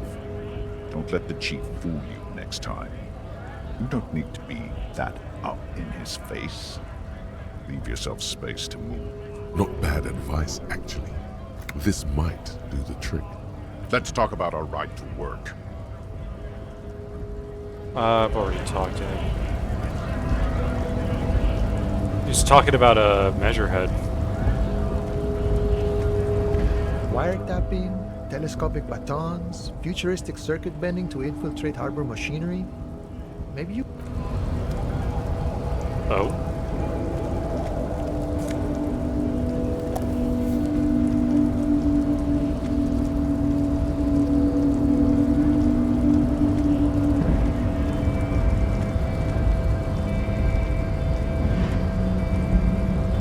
Your race descent has only worsened since I last saw you. You have really let yourself go. Oh wait, no, let's subscribe to his advanced race theory. I'm not fucking doing that. Can I get around him to investigate this box? Fuck.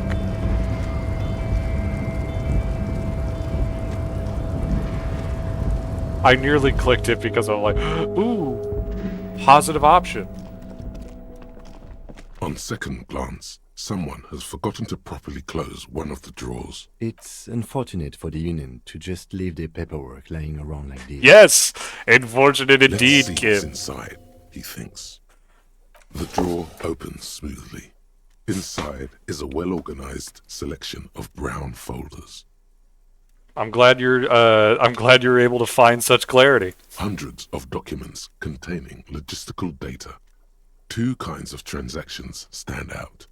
Materials coming into Revachol from the outside world, from Muindi, Grad, and even Ilmara, and the same materials being handed over to companies inside Revachol. Kuron, Coal City, La Delta, and Jamrock are listed among the many districts where the imports are being sold. Anything interesting? It's hard to make sense of this thicket of company names, dates, quantities. It kept and cutting and would only give me the beginning You of every tried to sentence focus, that was but said. the lines are getting blurry. Well, now you can see me ace this volition check. Please, please don't fall out me. Whatever's Thank God. hidden here is hidden well. Concentration isn't enough. Only a trained accountant with a background in logistics would be able to really make sense of it. However, there is a little handwritten note stuck on the side of the drawer. Look at the note. It appears to be a to-do list written in large, uneven capital letters. Remember, Leo, Everard's shoes, special whirling borscht, water Everard's plants, sweep office floor, more banners. All items on the list have been crossed out, and the note itself is crumpled. Look, Kim, a to-do note with a list of errands for One of Everard. his aides must have left it. Nothing incriminating here. Hey. The special borscht seems a bit odd in the list. Take another look at the note. Remember, Leo, Everard, all items on the drawer slides. Okay, what do we have here? Oh, another postcard. This laminated postcard offers a glimpse across the river. A little more than a decade after the war, the eastern bank is already fully renovated. The hillsides are lush with gardens and residences. Someone's parked a small beige airship by the fountain. This postcard will sell for a pretty penny. Work it, tank top, gym vest, reeking of sweat. This sleeveless shirt is the best choice if you're not afraid to show off your masculine upper body and that hairy chest. I did find a book. The cover features a row of concrete buildings with a monochrome rainbow in the sky. It tells a rather excruciating story about two lovers during a period of ethnic unrest in Yugograd. The book has been filed under psychological realism. In your hands, you hold 16 Days of Coldest April by Yekaterina Dahl. The cover image shows a row of concrete apartments above which span a black and white rainbow. Indeed, the book is unusually heavy in your hands, as though the cover were lined with lead. Something like, God damn it! It's been too long since I've seen They would that. do that in Grad. How long is this book anyway? You flip through the book. The pages are thinner than you realized, and the type quite small and tightly set. That's it. It's nearly 600 pages long. Real art is dense and difficult. If it didn't feel like you had to wrestle a suicidal bear to get through it, you weren't really reading. Look at the back cover. The back cover is dominated by a black and white photograph of the author. What does she look like? She can't be much older than her mid-30s in this photograph. And yet, from this cover, the eyes of a sad old woman stare back at you. Start With reading. cold, detached prose, the author describes a scene from one of the Yugograd riots in the 20s. Youths overturned motor carriages and set trash cans ablaze, while heavily armored guardsmen dash in and disperse them in a flurry of baton blows. The Yugograd riots took place from 27 to 29. Fueled by ethnic unrest and the state's repressive tactics, these events are often seen as marking the end of a brief period of liberalization known as the Yugograd Spring. Like all such periods, it is frequently memorialized. Classic unrest. Classic! As ethnic tensions run wild, a pair of young lovers meet each other on the street. Somehow, in the middle of all the chaos, they manage to lock arms and look into each other's eyes. What happens next? It would physically hurt you to keep reading. Are you sure? Read 10 more pages. They go through Aye! and somewhat awkward. Oh my god, that hit me for both! In the end, they betray each other and succumb to the absurdity of Gradian life. The man becomes a lens grinder, completely abandoning his former existence. He toils through the daily drudgery at the Lenka Polyfabricate. Happiness and fulfillment have eluded him his whole life. And, in the end, he has nothing to do but dedicate himself to the craft. And the woman? She spends the next several decades standing at a conveyor in a Sosnovo fish processing plant. The smell of fish guts slowly seeps into her hair and skin, as every single one of her dreams dies, one by one. I'm not dead. I have 1 more health and 3 heal charges.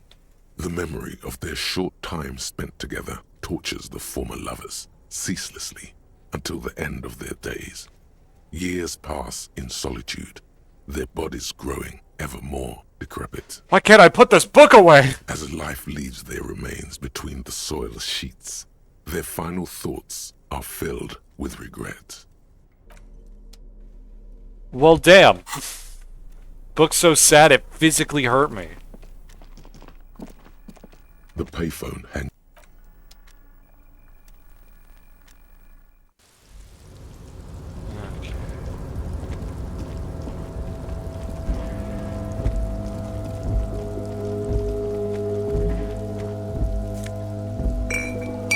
Let's pick up this trash.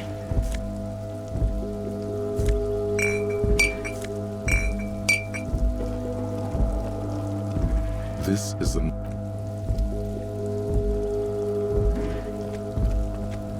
Alright.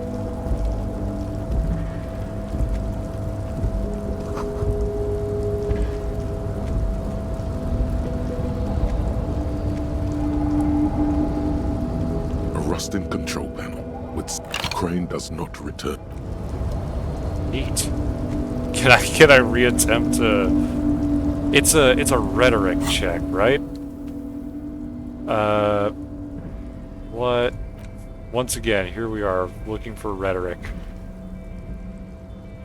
Most of my stuff is drama. Minus 1 to rhetoric. Logic. That's plus 1 to rhetoric.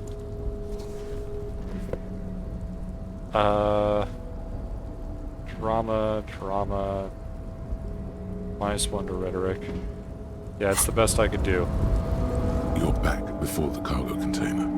Its drawer has not lessened since you were last here.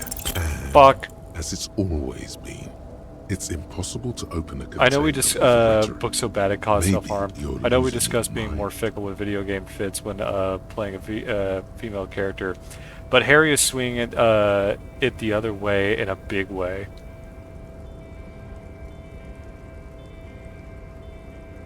Be more fickle video game fits when playing a female.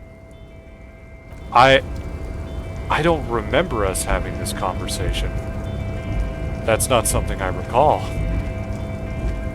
I can open that. Do. Fallen Ultra Series gloves. Yo.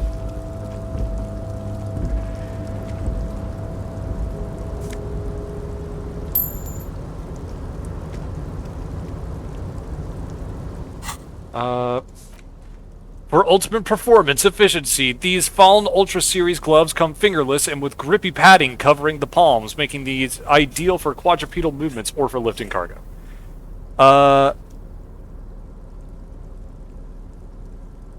Like Cyberpunk when it's got a match when... Oh! Okay, that's what you're talking about. Wait. Bisexual is...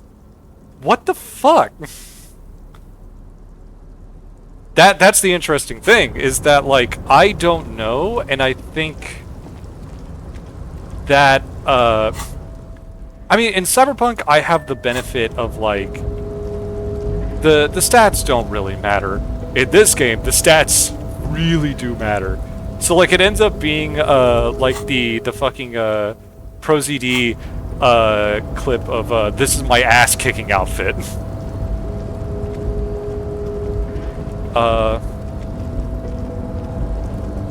Yeah, bisexual.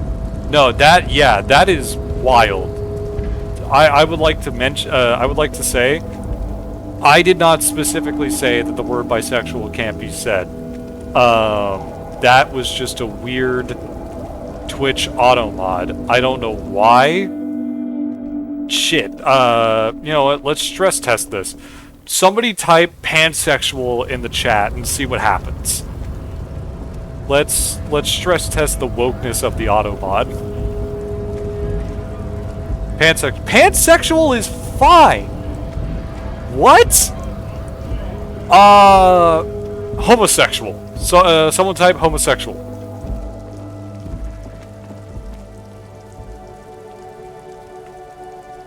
Okay. Okay, so that triggers it. Harry might be. I think at best Harry is. Oh, that Harry is bi. Possibly. The theme on that pinball machine is a standard royalist theme, used on everything from pinball cabinets to full. Well, no, you just did that. Clinging to a picture book version of the past century, waiting for the king to come back and cast out all the profiteers and homosexuals. Basically, imagine a yellow plastic crown with a liquor brand emblazoned on it. Wait, where do I get such a crown? It comes free with a six-pack of Vermilion Roy d'Or. Remember when we talked about killing for a long time, then that homophobic filter flagged for misogyny? Oh yeah, no, yeah, yeah. Because it was you typed crazy woman, which got flagged, and murder was not. And I said, yeah, because murder is worse than misogyny. The idea of a king in Century Gone is pretty fascinating. The sentiment is called anti-centennial nostalgia, pining for a time before the turn of the century. It's common even now, after 50 years.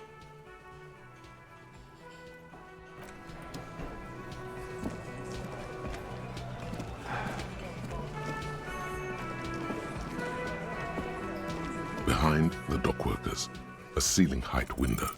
There's a yellow ribbon tied to one of the branches. Light yellow, faded with time. A tiny splash of color in the blackness of the thicket. Hanging from it, a bronze key. In conjunction. This is... Okay, so women fucking was flagged for misogyny. Type women, comma, fucking. Someone hid the key in the bush and attached a yellow ribbon to make it easier to find. It's close enough to the latch up there. One can slide it open. Wait, and hold just on. Take it. Surely not a coincidence. Wait, it flagged you and you said women fucking rule. What the hell? What the fuck? Someone's even...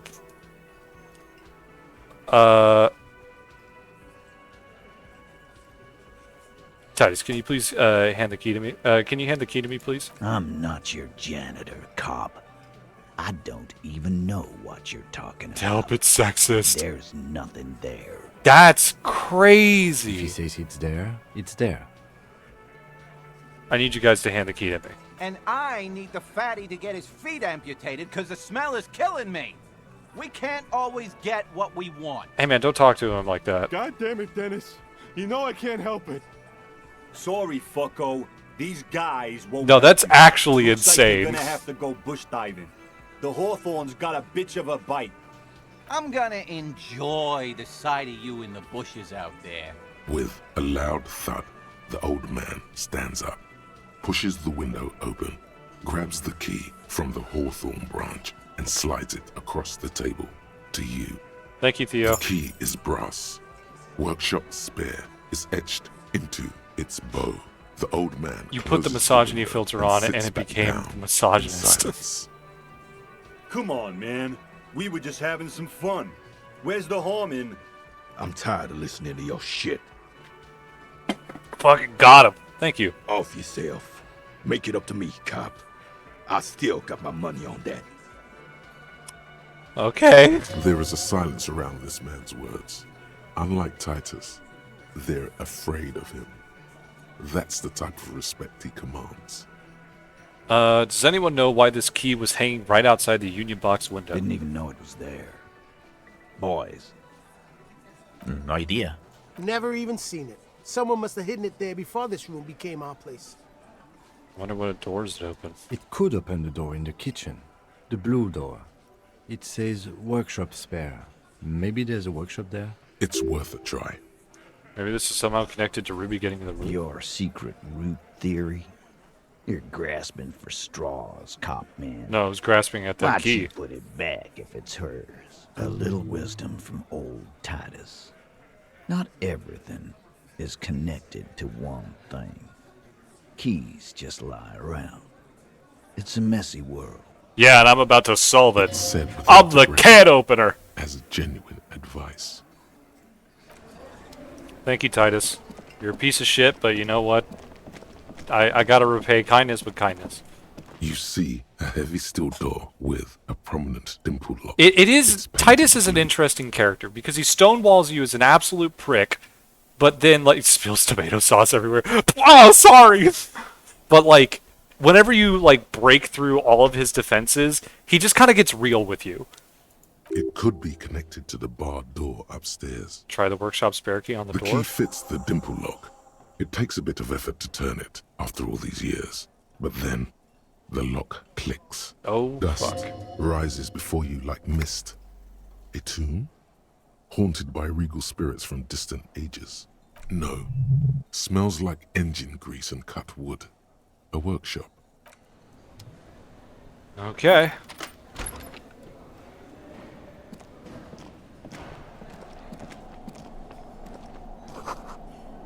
Franco-Nigerian. Name is Horses and Swords. Pinball's White Dara. NB. The spare key is tied to the bush outside the corner room window. NB. Over there, in the corner. The pinball machine? Not just any pinball machine. This is the pinnacle of pinball. Cornelius Gordy and the Mountain Goats. It's lit. You can't wait to get your hands on it. Kim, are you seeing what I'm seeing? The pinball machine. Gordy's Goats. A classic. Wait, you've played it? A little. Feels like a lot. Too much to play it again. Take a closer look. Ah, great. Cornelius Gordy and the Mountain Goats reads the golden lettering on top of the back box. There's a small column of text underneath.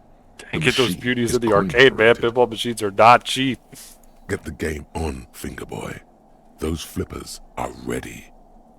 Above the painting of a mustached man climbing a hill, a column reads, inspired by the legend of Cornelius Gordy, taken on the world's tallest peak, Corpus Muindi. The Mesk legend holds that when the nation is in danger, heroic Gordy shall return and save his people. Okay, inspect the playing field. The theme of the game is to explore Gordy's climb through the perspective of goats and to ascend to the top of the mountain in a time of trouble. The peak of the mountain is at the top of the playfield. All the balls have small goat icons on them and represent the goats as they race up and down the mountain. Areas around the playfield represents Gordy's climb. Pinball machines Places are still he was sent to hand-assembled, and the old ones are which the marvels goats of can discover. electromechanical engineering. Get them to the summit. Shit, I didn't know that they were hand-assembled. It's one of the Indeed. goats. Think of them as balls.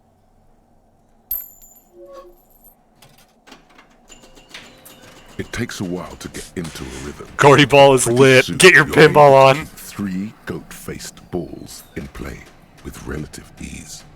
Go, go, Fingerboy. I feel sorry for the goats. If they only knew the kind of guy old Cornelius really I was. want him to be a pinball wizard. Wait, what kind of guy was he then? The kind of a guy who uses the word savages a lot when recounting his travels. A masked nationalist. A racist mountaineer? An avid huntsman too. He was often photographed in his dining hall, surrounded by wall-mounted hunting trophies from every continent. That is not cool. He also hit his wife. Oh my god! Kids. Other people's kids too. Sometimes pets. Hateful little man. But you seem to be having fun. I'm pretty good at this. Your game is definitely improving. The jolly goats are flying all over the board. And Bro's got although a springs few in his come hand. to their Well, he makes a deaths, killer pinball you're never machine. left with less than 3. Suddenly, a special passage leading to the summit slides open at the top of the board. This is where the balls need to go. Concentrate and aim for the narrow passage. Maneuvering a goat ball into a position for a perfect hit isn't easy. More fall to their deaths. But finally, the opportunity presents itself. One of them gets through. Tiny hammer shatters something inside the machine. Something lasts. The words "pale rupture" light up on the speaker panel, and the machine starts filling with a thick, milky fog. Something's happening. Congratulations. This is where the game ends. It's a cheap way of getting more money out of the players. A stupid, nihilistic finale. There's so much fog, you can barely see anything. Some is actually leaking out of the machine, and one by one, your goats start slipping, disappearing into the milky nothingness. This can be navigated. The balls leave almost imperceptible disruptions in the fog. Use them to calculate where they hit next. You're down to your last goat, going mostly by sound. Eyes are useless at this point, but that goat is something special. 5 times you snatch him back from the jaws of death. You're in a perfectly balanced system where neither you nor the pal is able to get the upper hand. This could go on forever. Fuck. Oh, my reaction speed is so bad. Kim, it can be done. Just watch. I am. I've seen it before. Played it too. You will eventually make a mistake and then it's all over. Now, if you can't even see it, the last goat plummets into the fog with almost suicidal glee. By electromechanical, I mean many old pinball machines still used only limit switches, solenoids, motors, and cams. No processors, no circuit boards, just an elaborate Rube Goldberg machine of wires and mechanisms to keep score, start multi-balls, play chimes, and control start and stop of the game. Dang! That actually is pretty cool. There goes nothing, finger boy. Stop calling me that. Well, I had a great time with Kim. All these mesmerizing machines, just waiting to be plugged back in and play. Run your finger across the dust of the white Diora machine. Feels like it might jump back to life any moment. The lights illuminating the white-robed woman. What's a white Diora? Some kind of inane pinball theme, probably related to Messina during the DeLorean age. The history themes are the worst. Diora was one of the 3 crown cities of the DeLorean era, on the Muindi Isola, the others being Ria Silvia and Advesperaskit. This theme is all about early airships and beautiful, sad, pearl-laden women. It's quite nice, actually. The lieutenant grimaces looking at the machines. Sounds like you don't enjoy pinball, Kim. No, I love it. Yes! I love pinball. Who doesn't love pinball? Let's move on. He doesn't. Oh, what? How about we fire one of these bad boys up, play some ball? You can't fire them up. They are broken. Only that one machine in the main hall works. The Royalist pinball. What about the other one, the Franco-Nigerian ball? Want to play that? No. Think Kim Kitsuragi, Kim Kitsuragi. Kim Pinball Kitsuragi. Kim Pinball Kitsuragi, aka Kimball. Fuck off. Exactly. That's what he's known as. His reputation precedes him. You're Kim Pinball Kitsuragi? So now he remembers. Wait, what? Fine, I'm Kim Pinball Kitsuragi, aka the Kimball. You remembered. Congratulations. Wait, but I can't remember anything else. Wonderful. He only remembers hearing about the pinball policeman. You don't seem to really like pinball. No human being should. It is a game that requires no skill and a childlike affinity to flashing lights and to fantastique, science fiction, and historic romance franchise. It is lame. Then why are you called pinball? I am not called pinball. It was used to taunt me a long time ago, before I became a homicide detective and got my lieutenancy. How did you... Fine. I was a juvenile police officer for over 15 years. It's how I started out in the RCM. Once I had to infiltrate a pinball ring, as you do when you're a juvie cop. Okay. It was not okay. I needed to become a pinball champion. I trained for 9 months. The job was successful and I was moved out of the juvenile wing to homicide. End of story. You were a juvie cop for 15 years? That time is over now. I was already a 38-year-old man. It was unbecoming, as was playing pinball. So that's why he doesn't want to talk to Kuno. Trauma and stressor disorder from being a juvie cop. Wait, that's why you don't want to talk to Kuno. It's best if you handle the juvenile delinquents. Don't worry, I'll keep calling you Kim. Lieutenant Kitsuragi is good too. Now, we really need to continue our sweep of what appears to be a secret path through the... Well, actually, I need to go to another building. Because I have to investigate some communards.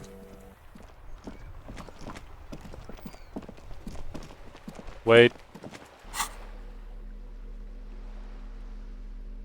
There we go. This hat is so soft, so warm. It wraps around your head, and your mind tingles with all manner of socio-economic theory. Shanka, right? Kraz Mazov would have worn this, Yushenka. Mazov knew where to cook those thoughts. That's why it bit. Glory to the revolution. Okay. I would not normally speed through it, but I gotta get to the thing. Whoa. What have we? Bridge? A bridge with loose nails and rot-infested wood that creaks in the wind. A construction code Kim looks like we got a violation construction if they code ever- violation. They never cleaned up the war damage. The rest of Revachol looks better. Lieutenant, think about the The splinters. bridge is fine enough. Locals use it all the time, after all. It's not...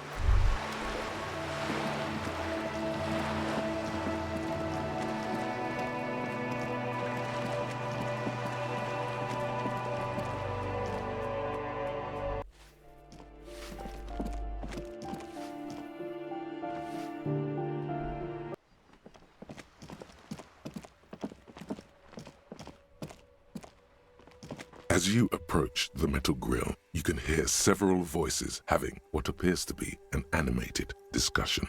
This must be it. Beyond this door lies the beating heart of radical communism in Martinez. Somehow, the night air softens the smell of trash and sea brine.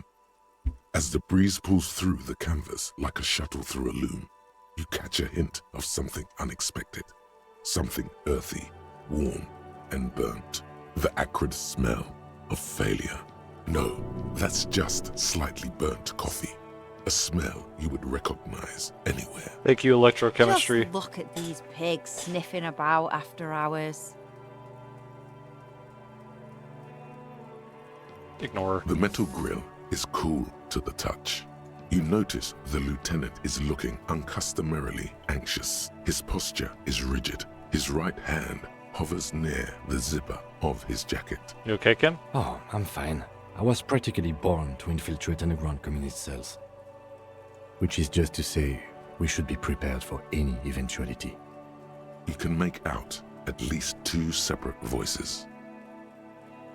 Two voices, both male, approximately early 20s. Careful with those now. I have it. It's going to work. I can feel it. The clang of metal reverberates all along the scaffolding. The voices coming from the other side fall silent. Who's there? Is that you, Maurice? That's right. It is I, Maurice. I'm crawling back already. Get out of here, traitor. I'm not actually Maurice. I'm trying to get organized. Can you help me? For a moment, silence. What's the passphrase? It's Dobreva and Abadanese. There's no response. You begin to wonder whether they've slipped out some back way. No, they're still there. You can feel them back there. Alright. The key's taped to the back of the door frame. Just make sure you put it back when you're done, or we'll all be locked out. And do watch the concrete. It just kind of falls away, in places. Charmant. After you, detective. Have fun at your underground meeting, pig. Hope it's a blast. The two young men are either oblivious to or ignoring your entrance. What Their attentions are fixed on whatever it is they're stacking in the middle of the floor. Hey guys. Boxes, it appears. I think it's holding, Alexis. It is. Whoa. It's holding. It's definitely not holding. Those matchboxes are stacked so haphazardly, it's like they want them to collapse. Careful, careful.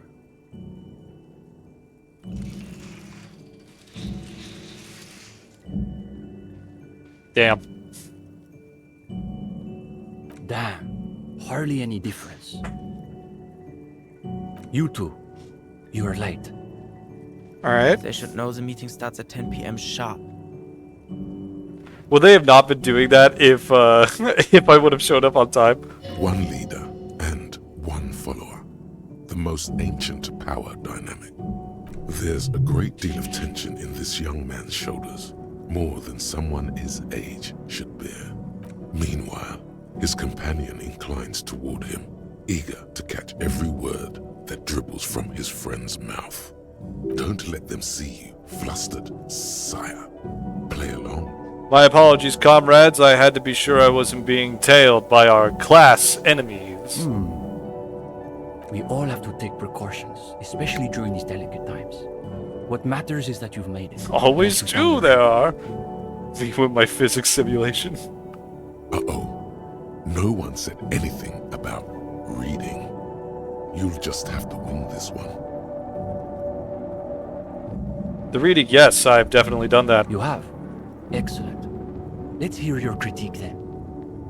I thought the themes were interesting. They always say that when they haven't done their reading. Well, this is getting awkward. I'm not sure what you're expecting to find here then. There's profound consternation in his voice. You suspect it's about something bigger than your not having done the reading. Maybe they can explain themselves. What exactly are you two doing here? In the most generous sense, I would say we're cultivating revolutionary consciousness. Yes, that's probably the best way to describe it. But more specifically, we're running a reading group. The most rigorous and theoretically advanced materialist reading group in Martinez. Comrade Steban is a great discussion leader. One of the best at the university. It's obvious they take this group of theirs extremely seriously. Whatever you do, don't compare it to a common book club. Sounds like a place for intense intellectual engagement. It's exactly my kind of jam. That's our whole thing. The world is so shallow, all noise and repetition. We're interested in genuinely radical critique. Precisely. We are not interested in senseless parroting. We like to read critically. Within the contours of Mazovian historical materialism, of course. I didn't realize they taught radical Mazovian theory in the universities. Huh. As though you can call that problem teaching. One thing you learn quickly at university is that you're not going to find a real education in any lecture hall or discussion seminar. I really like how his background is almost like this free sky, like this lightly structured open sky, and his looks like a cage. Basically. Exactly. The only worthwhile part of the so-called École Normale de Revachol is the library. That's where we've made our greatest critical strides.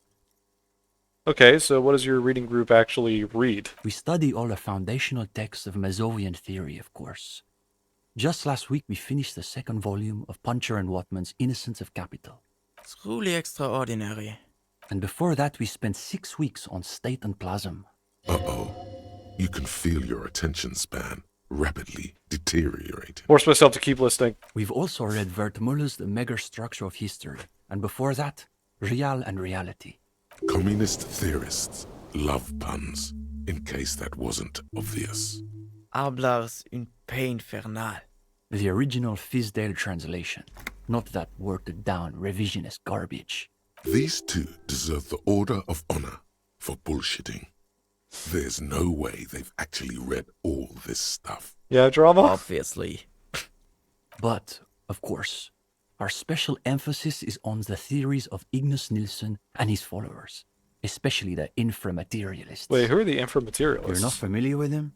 It's pretty advanced stuff. You may not be ready for it yet, gendarme. You're the second person to call me gendarme. What does gendarme means? Okay, but then who's this Ignace Nilsson guy? Only Krasmazov's most trusted lieutenant, the evangelist of the revolution, and the Is that founding just like father French of for the People's buddy? Republic of Samara.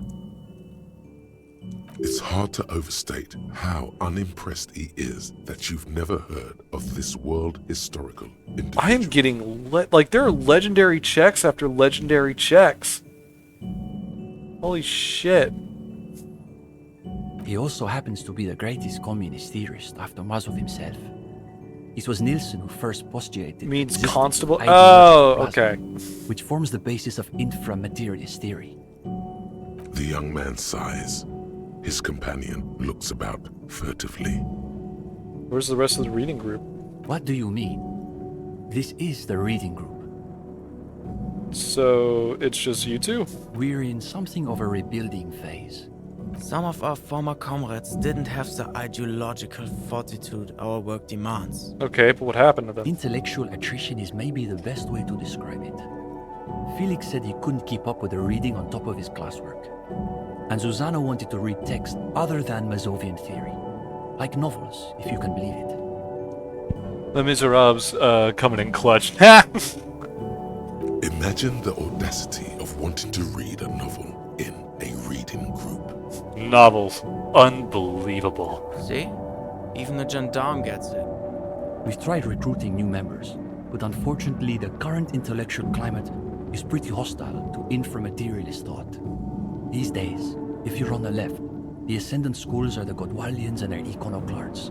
Don't forget about Maurice and the turnips. Right. Then there is the whole turnip debacle. Whatever this turnip business is about, one thing is perfectly clear.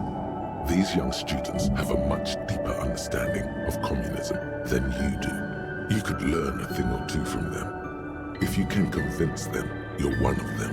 What's so bad about the Godwaldians? They're the most depressing school of communism. They love writing long books with a patina of Mazovian theory to cover up their cheap psychologizing. A gang of cheap psychologists and intellectual midgets. Typical Godwalders, in other words. It's okay for Uli to say that, because his dad is from Godwald. What's so depressing about their theories? The Godwald school believe that intellectuals as a class are capable of sparking revolutionary change. So all they can do is critique capitalism from inside itself. Okay. In other words, they have lost faith in their own relevance. That's why they spend all their time smoking cigarettes and writing long works of criticism that make you want to commit suicide. Sounds miserable. It is miserable. That's probably why they're always committing suicide. Oh. You see, the Gottwald school look like communists. They talk like communists. But scratch the patina and you'll see beneath that they're just depressed liberals who've read too many books. Okay, but what about the Iconoclasts? For starters, they love talking about beans. Beans? That's right. Iconoclasts are obsessed with beans. They love thinking about beans. They love counting beans. But most of all, they love building models to predict how many beans there'll be in the future.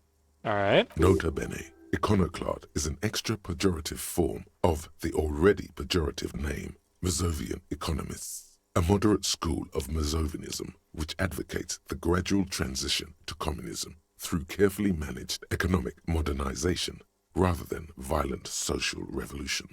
They're by far the most bean-centric school of communism. Ah yes, the much maligned bean counters, ensconced in their think tanks and high-rises, believing they can save the world through a series of incremental, assiduously technocratic reforms. What's wrong with making progress through moderate economic reforms? Oh, please. There's nothing moderate about their love for counting beans.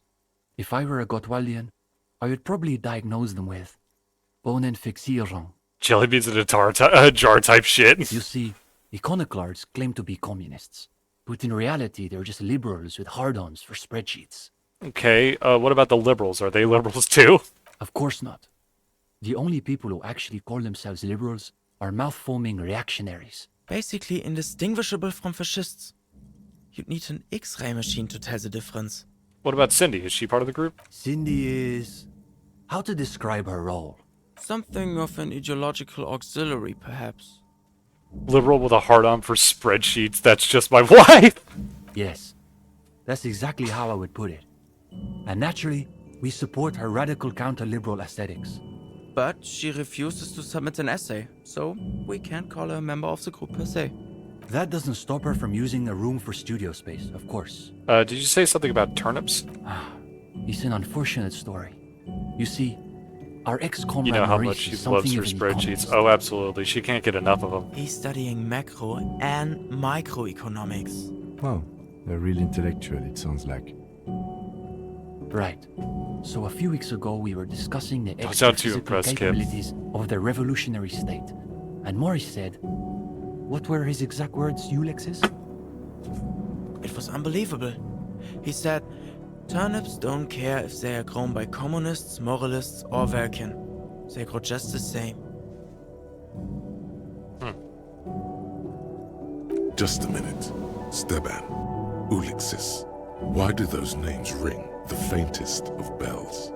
You should get to the bottom of this when you have the chance. Basically, he was rejecting the whole foundation of inframaterialist theory. What is this inframaterialist business they keep blathering about? You've never heard of anything like it. Remind me what inframaterialist theory says about turnips again? Simply that under suitably revolutionary conditions, crop yields naturally increase relative to non-revolutionary crops, which Maurice somehow has the gall to deny. Susanna said that he has been hanging out with some non-communists lately. For us, the question boiled down to, if you don't even accept the basic ideas of Nielsen and inframaterialist theory, why are you in the reading group? I totally understand. Of course you do. It's pretty basic stuff. So you expelled Maurice from the reading group over an argument about turnips. Well, it wasn't so much that he was expelled. He just quit coming. We haven't seen him around for weeks. I've heard enough. Let's talk about something Go else. ahead. Did this reading group have anything to do with the lynching? Lynching? No. We're not an operational cell. We think of ourselves as more of an intellectual vanguard. Okay, but what's your group's stance on the lynching? Stance? What? Do you want to know if the SRV has established a party line on the lynchings in Martinez? The SRV refers to the People's Republic of Samara, established as a socialist utopia by survivors of the revolution. It has since degenerated into a bureaucratic worker state under the decades-long rule of President Sapormat Sport Kelesinski. Though historically speaking, the SRV has supported direct action against right-wing paramilitary squads. Okay. Especially when they are doing the Indo-Tribe's dirty work. Good point. So as a provisional matter, I can say we support it. Cool. Are they being sarcastic? You feel like you're caught in some elaborate joke labyrinth, but it's impossible to see your way through. It's always that way. Beneath the crust of irony, there's a molten sincerity that threatens to erupt forth. You may witness it yet. Is your reading group affiliated with the Union somehow? No, we're an independent organization. We acknowledge and respect the Union's efforts, but our interests are more theoretical than Mr. Clare's. He speaks the truth. So what's your stance on crime in general? That's easy. Crime is simply the inevitable expression of the injustice and incoherence embedded within capitalism itself. It's a symptom, in other words, not a cause. His companion can barely suppress a yawn. Are there any operational communists in Martinez? No, unfortunately. The communards were hunted down and killed nearly to a man. All that's left of them are bones and old rifles. Like this one? His companion's eyes widen as you hold up the ancient weapon. Yes, like that one. I wonder how many of these are still lying around in cellars or sealed up behind the masonry. Can I hold it? Here. It's heavier than I was expecting. Though what, exactly, you can't say. He turns the rifle over again, admiring the glint of light off the oily barrel. When he's finished, he returns the rifle to you with a nod of appreciation. So what were you doing with those matchboxes just now? The young man frowns at the little pile of boxes on the floor. That is totally still there. Nothing, just messing around until the meeting started. They're watching those matchboxes awfully intently for two guys who are just messing around. It's almost as though they were trying to create the most unstable structure they could, with predictable results. Do I know you two from somewhere? I don't think so. Unless you've been hanging around the Cultural Studies faculty at the École Normale de Revachol. Perhaps he subscribes to La Fumée. That's sarcasm. He does not expect you to subscribe to radical communist periodicals. Of course, they're the ones who produced that overall critique of Tip Top Tournée. Wait, you guys wrote for this? You've read our article. That I did not expect. Well, don't keep us on tenterhooks. What did you think of the essay? The delicate egos on these boys. Even though you're just some cop, they're desperate for your approval. Hey, you're not just some cop. You've got highly developed critical faculties. Now's your chance to show them off. I don't remember what the article said. I'll be nice to them. It was a good article. You should keep developing your ideas. Well, of course that's just an initial foray to the subject. We're hoping to return to it for a more substantial treatment next term. In any case, I'm glad our piece found its audience. That's always the hope with these things, you know. Is the reading group accepting new members? We typically only accept new members once per semester. There's this whole process with essays and presentations on assigned topics. But given that we have some extra seating at the moment, I guess we could be convinced to expedite an application or two. Steban, you can't be serious. For these gendarmes? I am serious. As materialists, we've got to adapt to conditions as they are. Besides, we still need to pass the interview portion of the entrance process. Assuming he's even still interested, that is. That's enough for tonight. Will you still be here if I have more questions? We're here most every night. Maybe we'll catch you again. Sleep well, gendarme. Alright, we got a build for composure. Is anything lowering my composure? Nope, I think that was the only thing that buffs composure.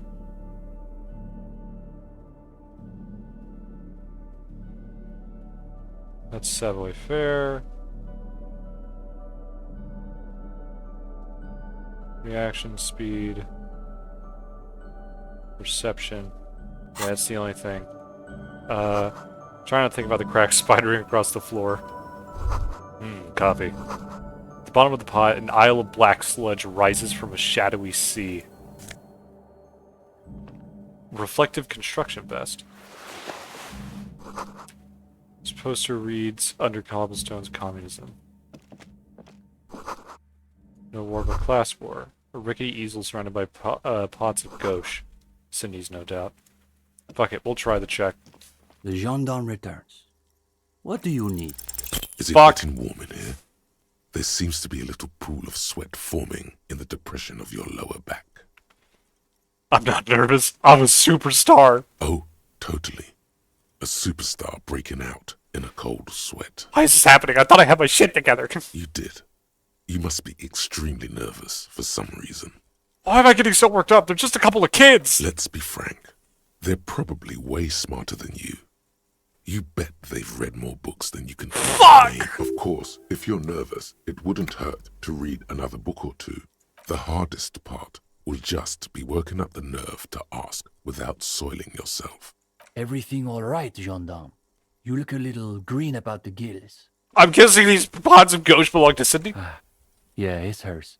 She just sort of moved it all in a few months ago. She said if she's going to make truly radical art, she needs a suitably radical workspace. And I don't think she could afford rent at an actual studio. Do you like her art? Oh, sure. It's definitely interesting, I would say. Wait, I thought interesting is what people said when they didn't have anything real to add. His companion's eyes widen with interest. He has a cold smile. If this is what the Union man meant by theory combat, you've just scored a decisive blow. Come on. It's not that I don't have anything to say about Cindy's art. It's more that I'm still working out the details. It's a complex question. You've got to take your time with it. Sure. You flustered the poor boy. Now he's got to say something. I guess you could call her latest stuff a sort of counter-bourgeoisie calligraphy. She's got a real taste for radical slogans.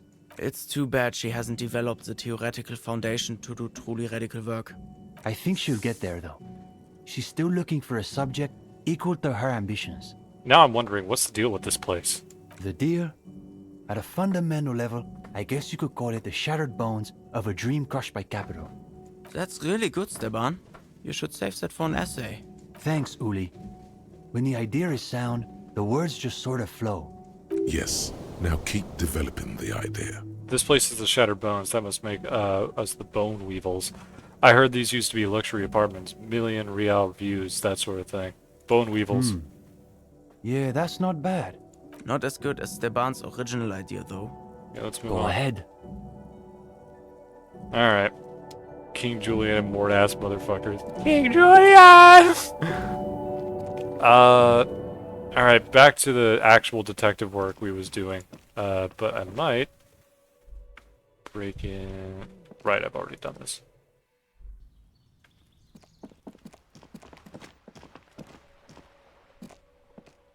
And then...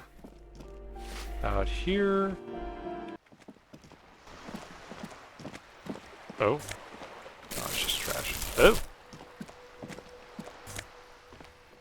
Signal blue naval coat. Let's say... Wait. A ludicrously reflective safety vest like those favored by construction and road repair crews comes with a replaceable battery pack, makes you feel like a deep-sea anemone. Safety first, impossible to miss. The classic double-breasted coat suits everyone, including you, and if you ever find yourself battling winds at the helm of a ship, the coat's heavy fabric has got your back, even if mops have left a few holes in it.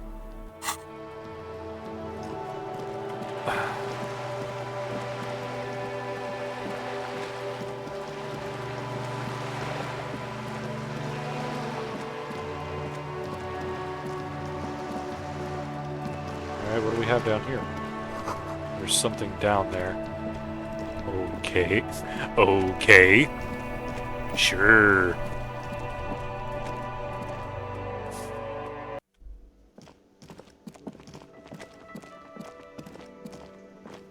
I need to investigate this back room.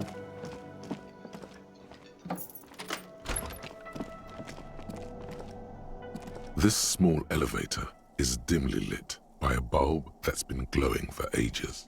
The latticed cage is open, inviting you to step inside. Smells of nougat and sweat. Your head brushes up against the ceiling. There is a control panel to your right, and just enough room for 2 people to fit in. The maintenance card under the control panel reads, Last maintenance, 10th July, 88. Okay, look at the elevator There are controls. large rectangular buttons, monter, descend, and an international call for emergency assistance. That third one appears to be broken. I heard the song, and my mind immediately went to Expedition 33. A small steel plaque reads Halter 800. Halter is a Koningsteiner lift company who went out of business a long time ago. It says the lapse maintenance was in 88. That it does. I say, let's brave it. This elevator was last maintained in the future? No, it was maintained in 88 of the previous century. So it's not a message from the future. No, I think the bureaucrats just forgot about this backroom elevator after the revolution. I wonder what this elevator was used for. Seems like a small freight elevator for transporting machinery. For that, it's pretty quaint. I wonder, yeah, let's close the doors and go up. Oh? Let me put on my Dick Mullen hat so I can dick well. Oh. Small windows taped shut with black plastic. You can't see outside. Box of tools and replacement parts line the shelves. Schematics for a pinball machine, futurism themed. Pinball maker's coat. A dusty old coat used to belong to someone named Mr. Knifelocks. The name is stitched into the silk lining. It smells of moths and ancient engine grease, but fits you perfectly. A strange, lonely emotion fills you when you tighten the belt around your waist.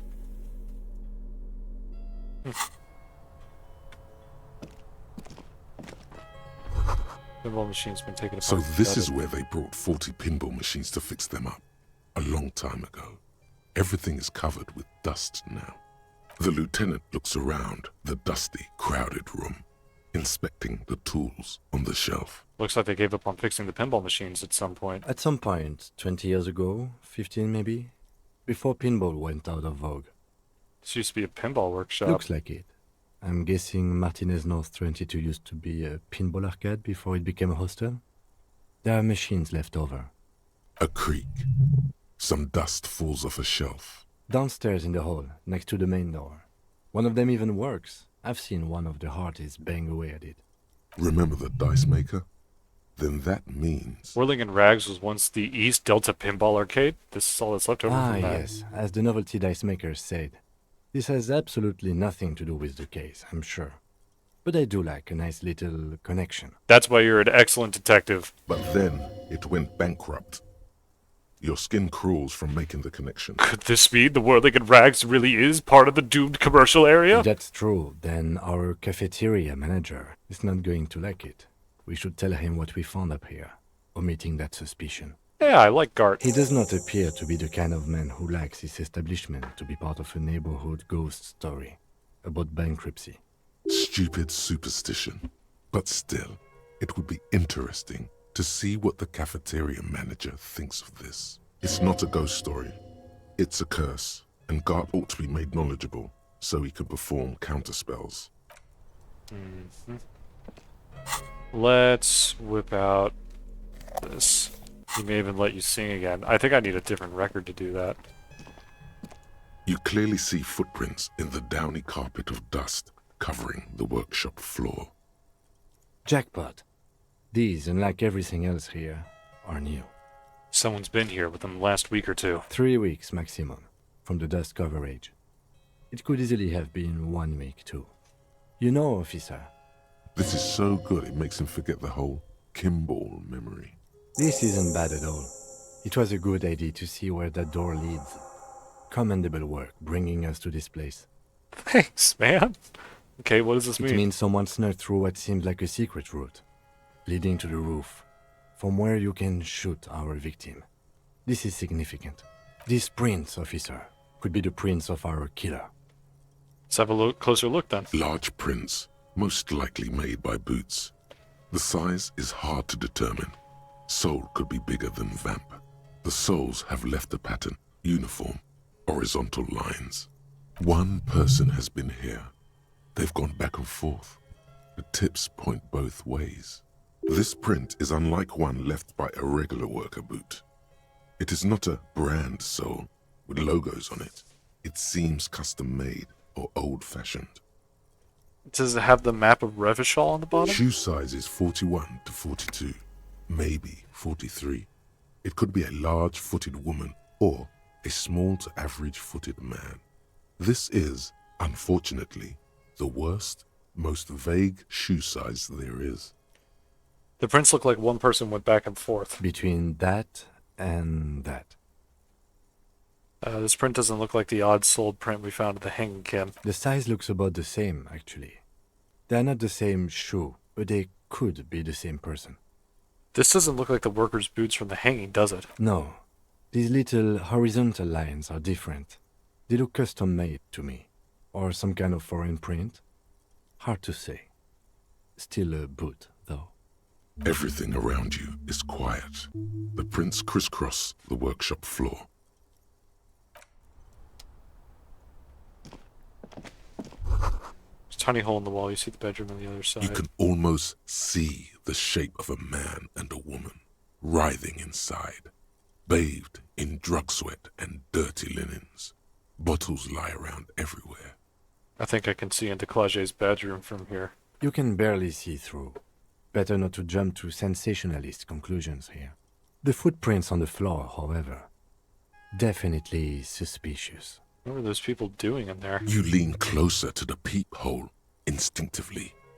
I bet they're doing something quite unnatural there. Sensationally unnatural. Okay. This is the barred door you tried to kick in before.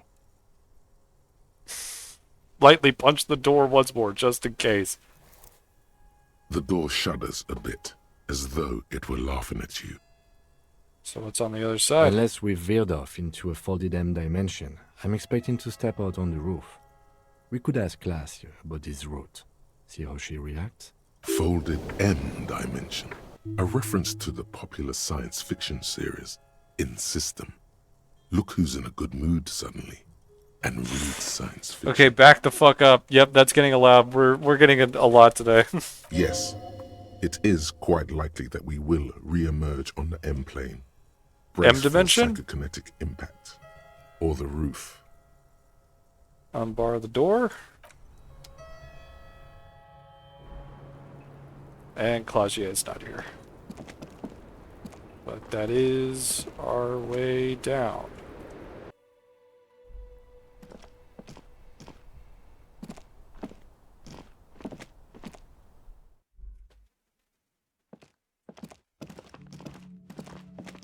Okay.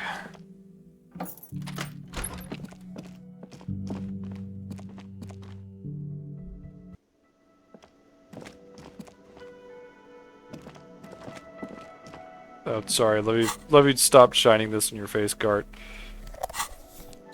Hey, Gart. Hey, was there something you needed? Well, well. Bringing him that new bird sure made a difference in his attitude.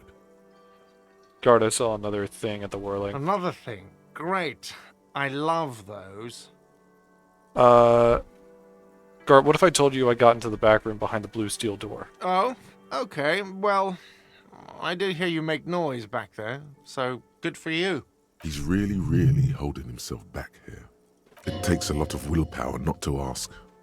Obviously, he's been wanting to know what's behind the door. Aren't you going to ask me what's back there? Okay, what is back there? Skeletons! A mausoleum of the dead! Pinball machines! A pinball workshop. Ha! I knew it. I've always wondered where those machines by the door came from. And they told me there was some kind of pinball thing here too. I knew it. Were there any back there? In working order, I mean. Why? Do you want to play a game? Because I might be up for a game. No, I was just wondering if you found pinball machines there. He was wondering about something business-related, about how much money he could make of one. If you're thinking about selling those pinball machines, I want a fat cut, C-suite shit. Beat your chest. I'm a disruptor. Thinking of turning this place back into a pinball arcade? No, but we could diversify the entertainment options, seeing as you've opened the door back there. The machine we have in the corner now is broken. It wouldn't hurt to get a little life in here, other than the hellish karaoke machine. That one's always causing trouble. Yeah, those numbers he's adding up must be making good sense to him right now. Sounds like he cares about the place. He's not going to be overjoyed to hear that it's part of the doomed commercial area. He should still know. You have to be forewarned about these things. Claude in room number 3, she nicked the phone line. Why? No, fuck it. I don't want to know. I don't want to know why these degenerates do what they do. I thought we had one good guest in the building. He really doesn't like it being classier. Yeah, I bet you didn't want it to be her. You have Lena. Lena's a good customer. Yeah, well, she's not a guest, is she? Oh. Anyway, I'll forward that woman her bill and be done with it. Now, was there anything else? There's people on the wall. What wall? Upstairs in the secret back room, right next to Claude's back bedrooms. I found it when I found the pinball machines. I'll have it fixed at once. Thank you for letting me know. I assure you, the whirling does not abide spying on its guests. The color has drained from his face. Are you sure you haven't been spying on your guests? Absolutely not. Fuck you for even implying it. It wasn't me. It wasn't my staff. The establishment will look at it and ascertain what it was. I'm sorry for implying that, He's Gart. definitely not lying. He wouldn't endanger this business like that. Sir, he was only asking a question. It's his job and mine. See that it's covered. Yes, I absolutely will. Sorry, it's been a bit of a day. I'm sorry to hear Now that, Gart. A hole in the wall. Alright, you've been notified. Thank you. I'll patch it up personally. Was there something else about the establishment? Yes. Goodbye. Yes? What is my Inland Empire skill? How many skill points do I have? I have 3. Inland Empire. Could be really funny.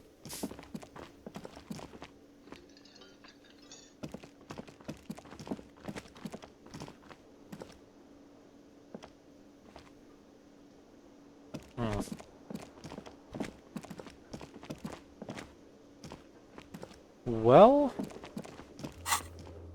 Huh.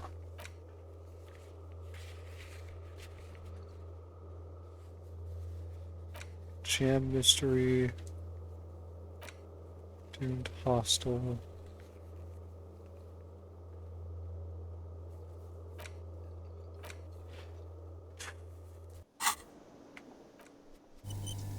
Fine. Fine.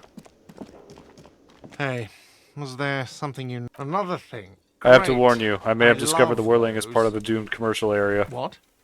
Why would you say that? We're at a completely different address from that whole thing. So he knows of the doomed commercial area and its address. He's thought about this. The whirling is listed on the intercom outside as one of the businesses in Building B. You should get your wiring fixed. I tried to call it and couldn't reach you. I've been working here for a long time, and that intercom has never been used by the whirling. The whirling was once the East Delta Pinball Arcade before it failed. It's only a matter of time before the whirling. Perhaps the whirling will escape the curse. Does this look like part of a doomed commercial area? This pre-revolutionary tilework? These high ceilings? The nice rooms? Well, most of the rooms. I'm sorry. For 14 years, man. That's how long I've worked here. I've kept this place up through hail and through sleet. Fuck me, if some doom ghost... He's done a fine job too. Though he's spoken of the place dismissively before, the hostel is actually very important to him. You really care about the whirling, huh? Yeah. It's slowly growing on me again. It's beautiful in its own way. Especially for this neighborhood. I've been trying to keep it that way. That's nice, man. Even if it is part of the damn doomed commercial area. You shouldn't be worried about that label, you know. I don't place much stock in the curse and so on, but the label frightens the clientele. Who wants to stay at a doomed hostel? Everything's doomed enough without that. Yeah. Who owns this place? Some real estate management company. They never come around here, just collect money from afar. Honestly, I think some money laundering might be involved. And who named it the Whirling in Rags? Well, it sure as hell wasn't the real estate company. It was you? You look surprised. What? It's a great name, I know. Cafeteria managers come up with great names too.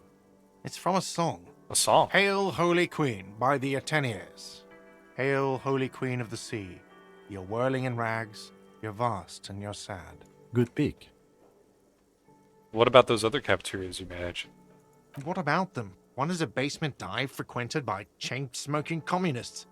I can't tell you how sick I am of Kraz Mazov and Ignis Nielsen and all those old ghosts. He's hesitating, not sure if he should share this information with you. Encourage him. And the others? The other is a kebab cart. It's very successful in its way, but it's nothing like the word. Fuck yeah, Gart. Well, good luck to you with this place then. Luck has got nothing to do with it. I need to think about where I'm going to place those pinballs. I have a feeling they're going to help. Against the doom, it's implied. So, if you didn't have anything else to tell... Yes? Okay.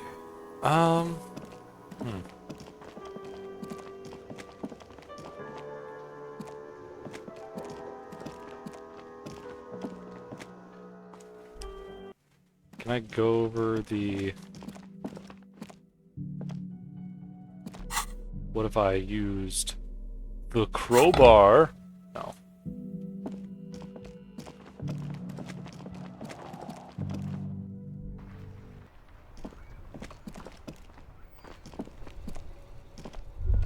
Yes? Oh.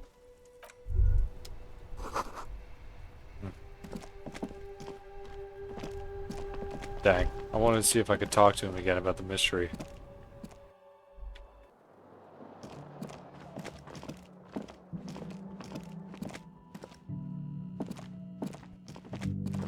Man, I really like the music of this game. I've been a while back, I started journaling after, you know how the story goes. Real nasty breakup makes you rethink a lot of things that you did in the past or why you do things, and writing down stuff helps. And I like to listen to music whenever I'm writing, just something to carry the pencil forward. For a while, it was what was it? I would listen to Minecraft music. I would listen to Spiritfarer. Coffee Talk. Episode 1 and 2. I would listen to that a lot. But I have come to really, really enjoy the soundtrack for Disco Elysium. I haven't listened to the whole thing because I don't want to listen to the whole thing until I beat this game. But there are tunes that I really like. I'm a big fan of ethereal sounding music. It's part of the reason why, as a kid, I really liked Imagine Dragons, and I will still say that their first and second album are good. Their third album, I just wasn't a big fan of. And there's something like Sea Power did an amazing fucking job with this soundtrack. Like, this is, I don't know which song this is, but it's definitely like you can hear the Whirling in Rags 8 a.m. theme, but just the fact that you can hear it muffled by with the gentle strumming of the guitar. It's very it's very cozy and warm. You treat the soundtrack for Disco as I did with Persona. How so? If you're comfortable with telling me more about that, pop off.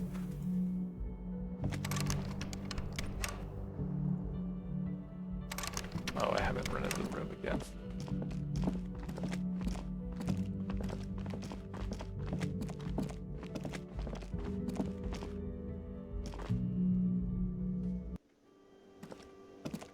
Oh, the lights are off. Hey. I did want music something you spoilers. It's so needed? much more impactful when you hear it for the first time in the moment it was designed for. Yeah, I've tried to be better about that with like games that I'm actively playing. Especially whenever I think like the soundtrack is such an important or highly regarded aspect of the game. Like that's how I was with Expedition 33. I know I've spoiled you a lot for that soundtrack, but like, holy fuck.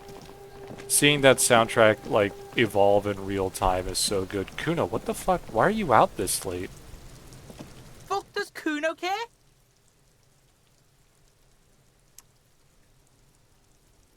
What was about the running? What was that about running you in an errand in a legal dark? Oh no, I'm not. Kuno doesn't.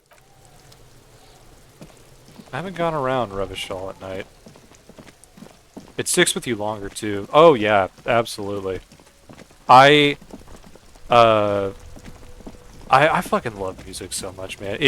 It's part of the reason why I admire Mellowfellow so much and his ability to tell you why a song is cool. I can't tell you like the inner workings or the like music theory behind like the reason why a song is the way it is, but I do really like trying to pick out how it how it makes me feel, the images it conjures in my head, that kind of stuff. It's the kind of stuff I think about whenever like there are certain songs that I'll listen to and then my brain will instantly try and connect it with like Dungeons and Dragons or whatnot, or like Monster of the Week, any tabletop thing that I run, because I want to expand that feeling of the moment with a song. There's one song from Expedition 33 which I've been listening to a bit that I want to use in D&D. I have an idea of where it can be used, but I can't mention it at this moment because someone in the call or someone in the stream might be in that game. Some anime openings and endings do that for me, and I now refer to them as passing a vibe check. No, yeah, that like, it's, I don't know, music is just so cool. I had a conversation with someone recently where the long and short of it was that like they didn't see like all the important like introspection or art as like very important to improving the quality of people's lives, which that's neither here nor there, because they were a very practical, like, do the thing that actually improves someone's lives empirically. Nothing wrong with that, but I don't know, there is something to be said about it has to elicit emotions that mix with those I felt watching the show. It makes me never skip it. If I want to skip it, it fails the vibe check. No, absolutely. Like in the most fucking duh statement, one of the most fucking duh statements I've ever said. Art just has this powerful ability to connect with you in a way that words fail to do so. And I even think, like, within the realm of, like, poetry or literature, where the words are specifically designed to elicit an emotion out of you, it's not so much saying the explicit words of, like, I could have said, Harry walked across the dam, and you would have gotten an image of what just happened. But I could say, like, the detective's vibrant emerald shoes step through the muddy puddles on the aged concrete.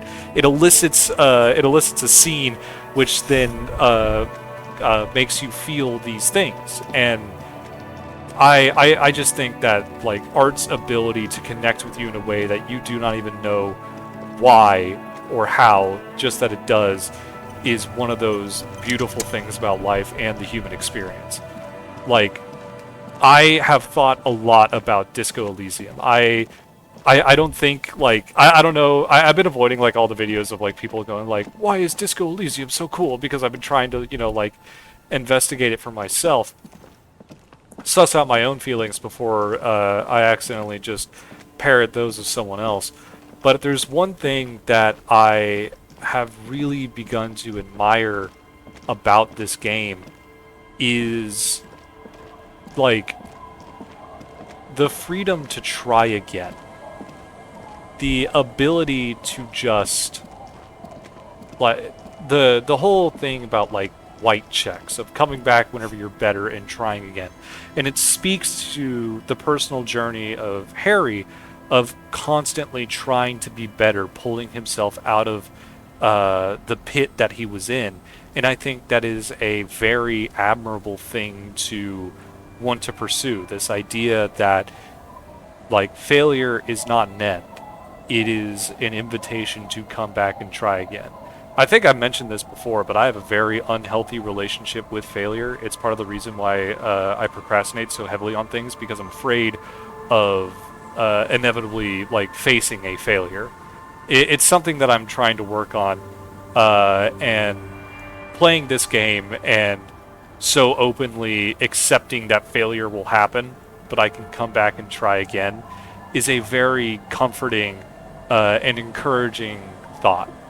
And then also, like, to even piggyback off of that idea, in some cases, it doesn't even mean... this game doesn't suggest that you purely have to do everything by yourself. When I failed to exert my authority over Titus, I leaned on Kim, and Kim helped me out. Which, you know, you could choose to look at it, it's like, man, I couldn't even, like, stand up to Titus myself. But I think it stresses the importance of, this is not a journey that, like, life is not a journey that you can go on alone. I don't think I would have been having as good of a time if I didn't have Kim by my side. The world's straightest man, not in sexual orientation. In the comedic duo that is Harry and Kim, Kim is a board. Absolute fucking bars. Yeah, everybody should have a Kim Kitsuragi. And you know what? I aspire to be the Kim Kitsuragi in someone's life. It's getting late, and it's snowing. Time to call it a day. Alright, night, Kim. Good night, officer. We'll meet in front of the shack in the morning.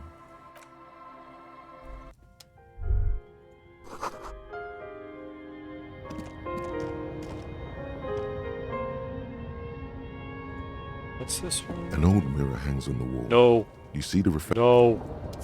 I can't lose the expression. The bed is comforting, if a bit run down. Still, you've earned a rest. My girl, my Kitsuragi. The bed underneath you is soft, if lumpy. Waves wash the sand underneath the hut, then grow distant to your ear. In the quiet hum of the organic Sleeps with the expression on. The expression stays on. Alright, what dream are we having tonight? Like a deftly cast fishing net, sleep pulls you out of the world and into its dark shore. If Harry were married, he'd take the ring before. Tightening around you, it the ring digs before into the your expression. brain. Great. This is gonna be really chill. How have things been going for you out there? Helped anyone lately? Saved anyone lately? Murdered anyone lately? This bastard isn't even listening to you. Because you know you are a murderer.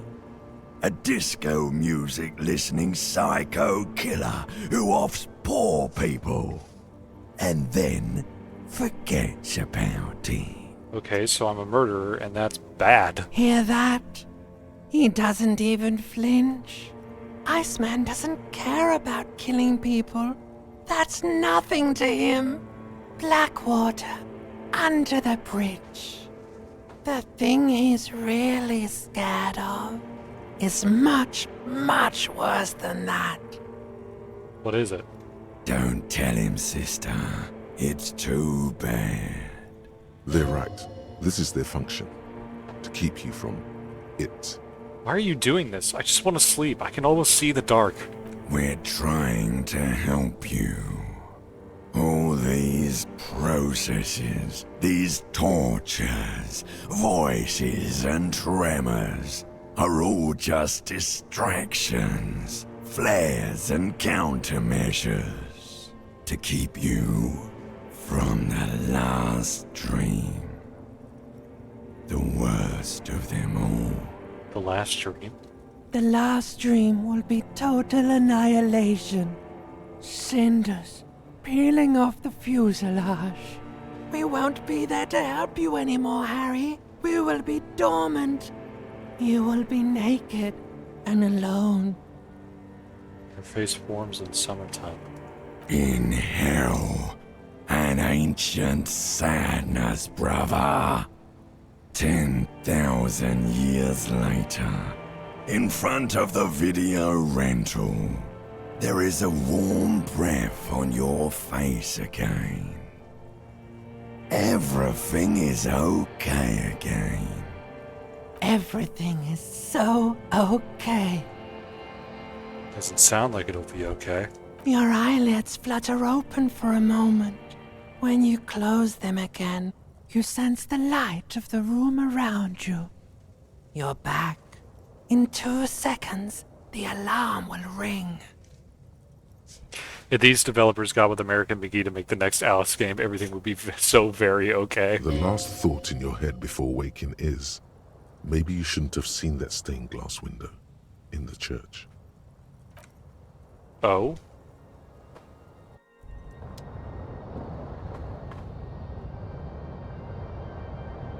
No, no, no, no, no, no, no. No, no, no, no, no, no, no, no, no.